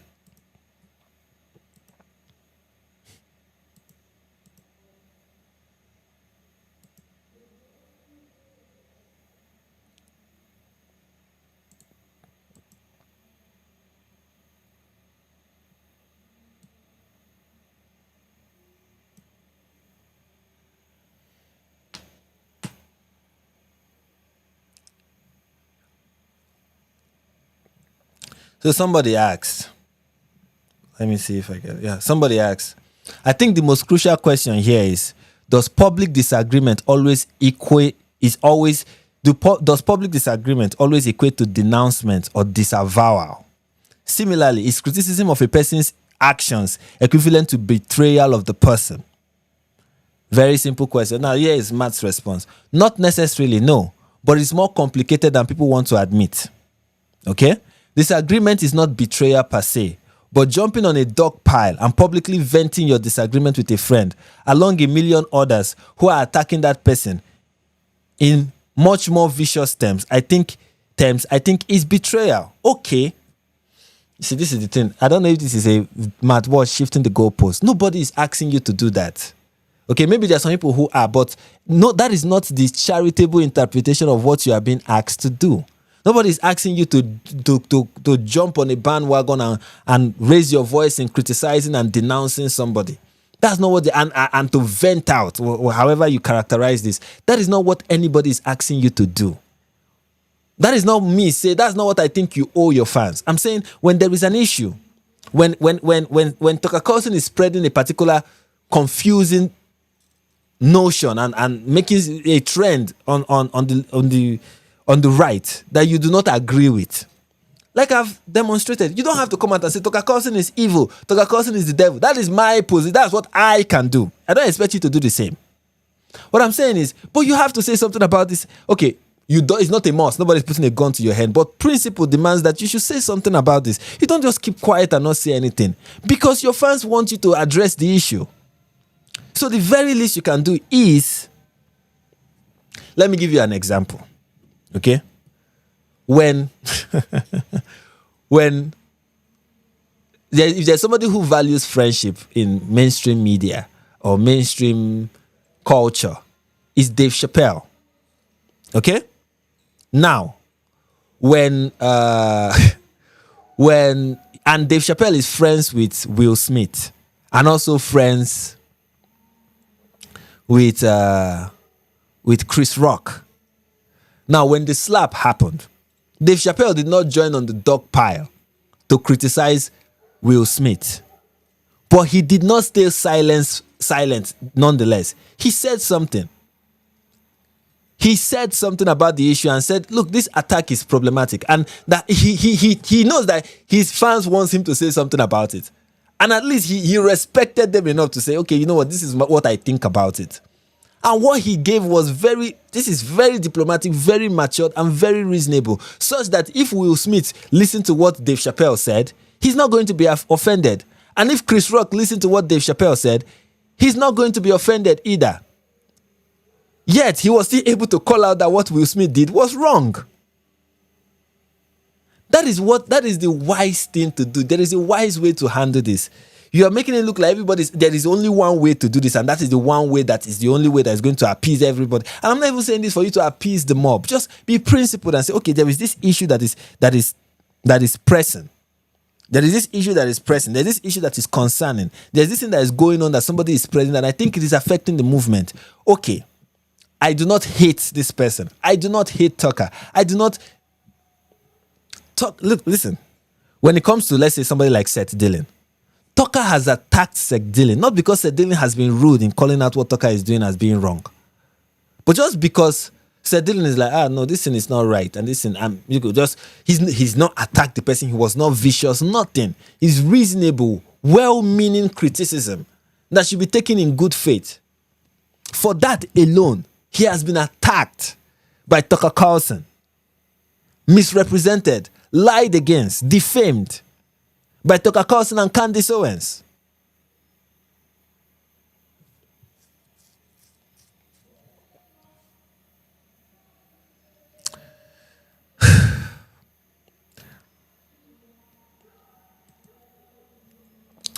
Anyway, so yeah, that is all I have for today at this point. I think I've spoken too long. I've dwelt too long on this matter, and I think I've made all the points that I want to make.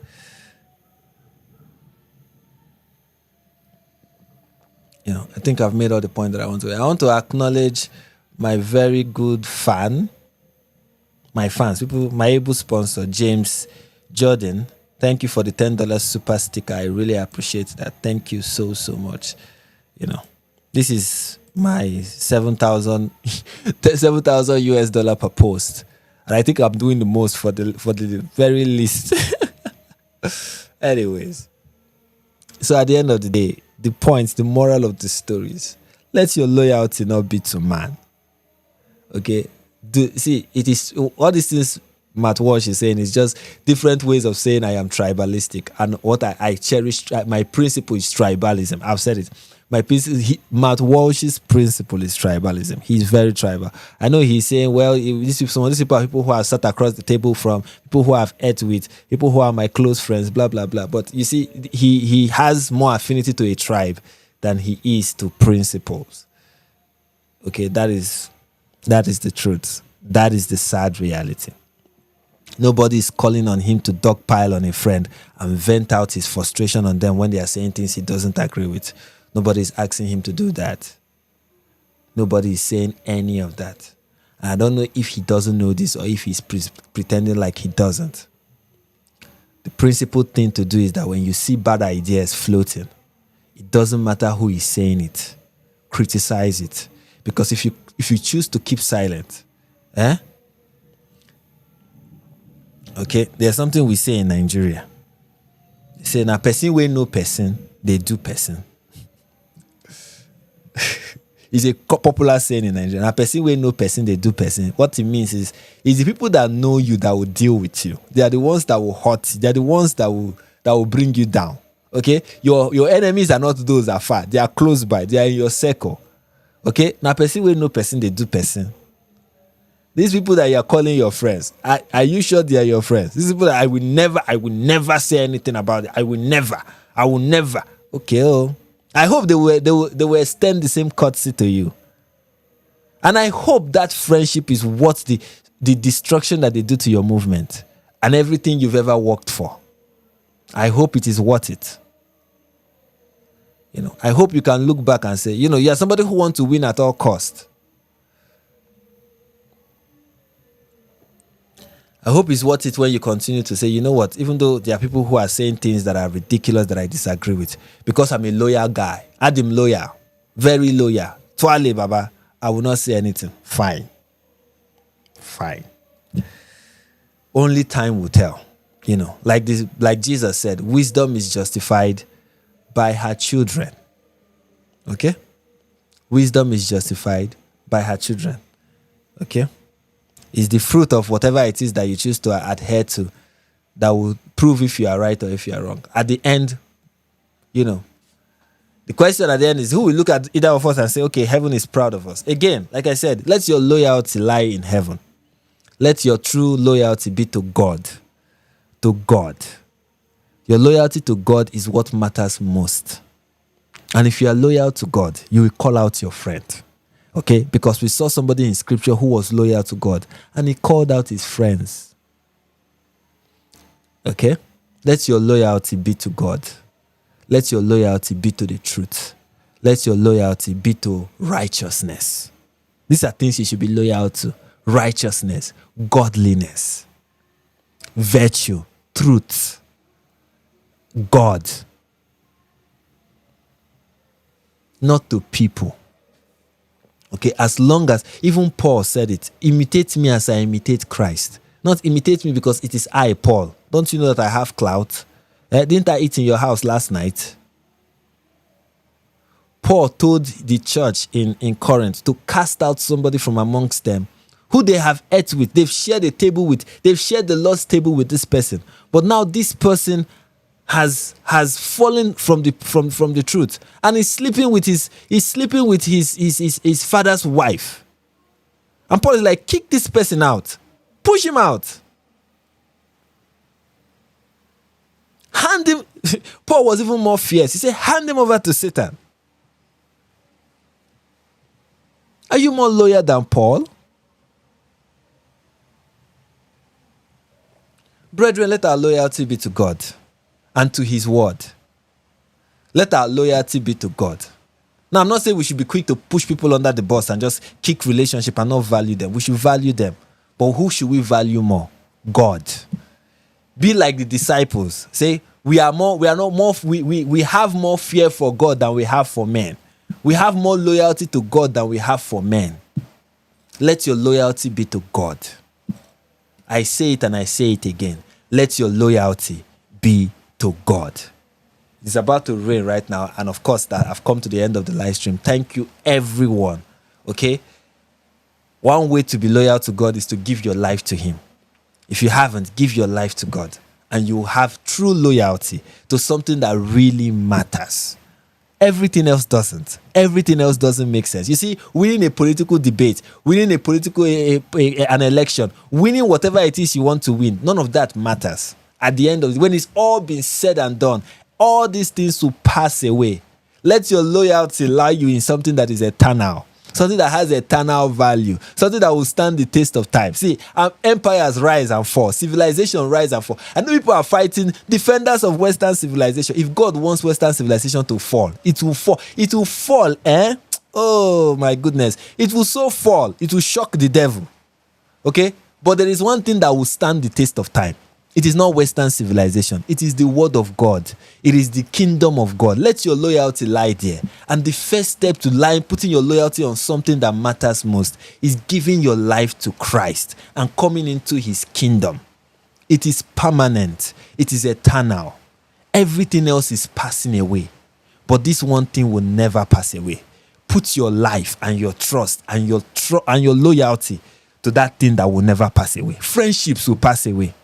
Okay, your best friend today can become your worst enemy tomorrow. It may not be you that will be disloyal to them. It may not be you that will betray them. It may be them that will betray you. But there's one thing that will never betray you, and it is God, and it is his kingdom, and it is his relationship with you.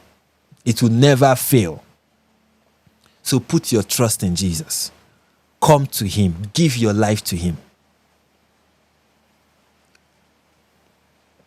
And that is all I have. Okay, that is all I have for you guys. And how do I end this? Okay, I will end this with this very funny stuff. So the Daily Wire has turned 10 years old. I'll end it with this. And until we meet again, peace and God bless. Hey, wait. Until we meet again, peace and God bless you.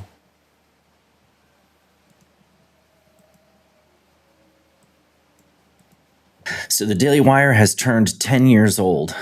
That is, it's crazy how fast the time goes. You know, there was a time I would have made a joke about how you're old enough for puberty blockers, but thanks to the work you guys have done, that joke has lost a lot of its relevance.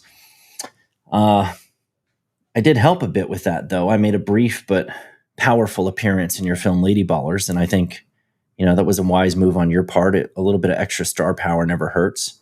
And I was happy to do that. I'm glad it helped make that film successful.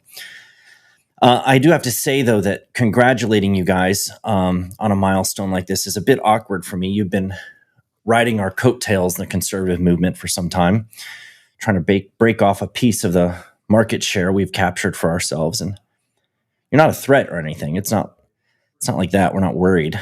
But still, it's a bit like congratulating a team you've just beaten. And so it's hard to do that without coming across as condescending. So, but anyway, you've accomplished a lot in 10 years. It's still very impressive. And honestly, there's no one I can think of that I'd rather have standing under us, enjoying the nice, cool shade of the long shadow we cast. I'm impressed by your success. I do want to congratulate you on your growth. And I can't wait to see what you accomplish from here. Here's to the next 10.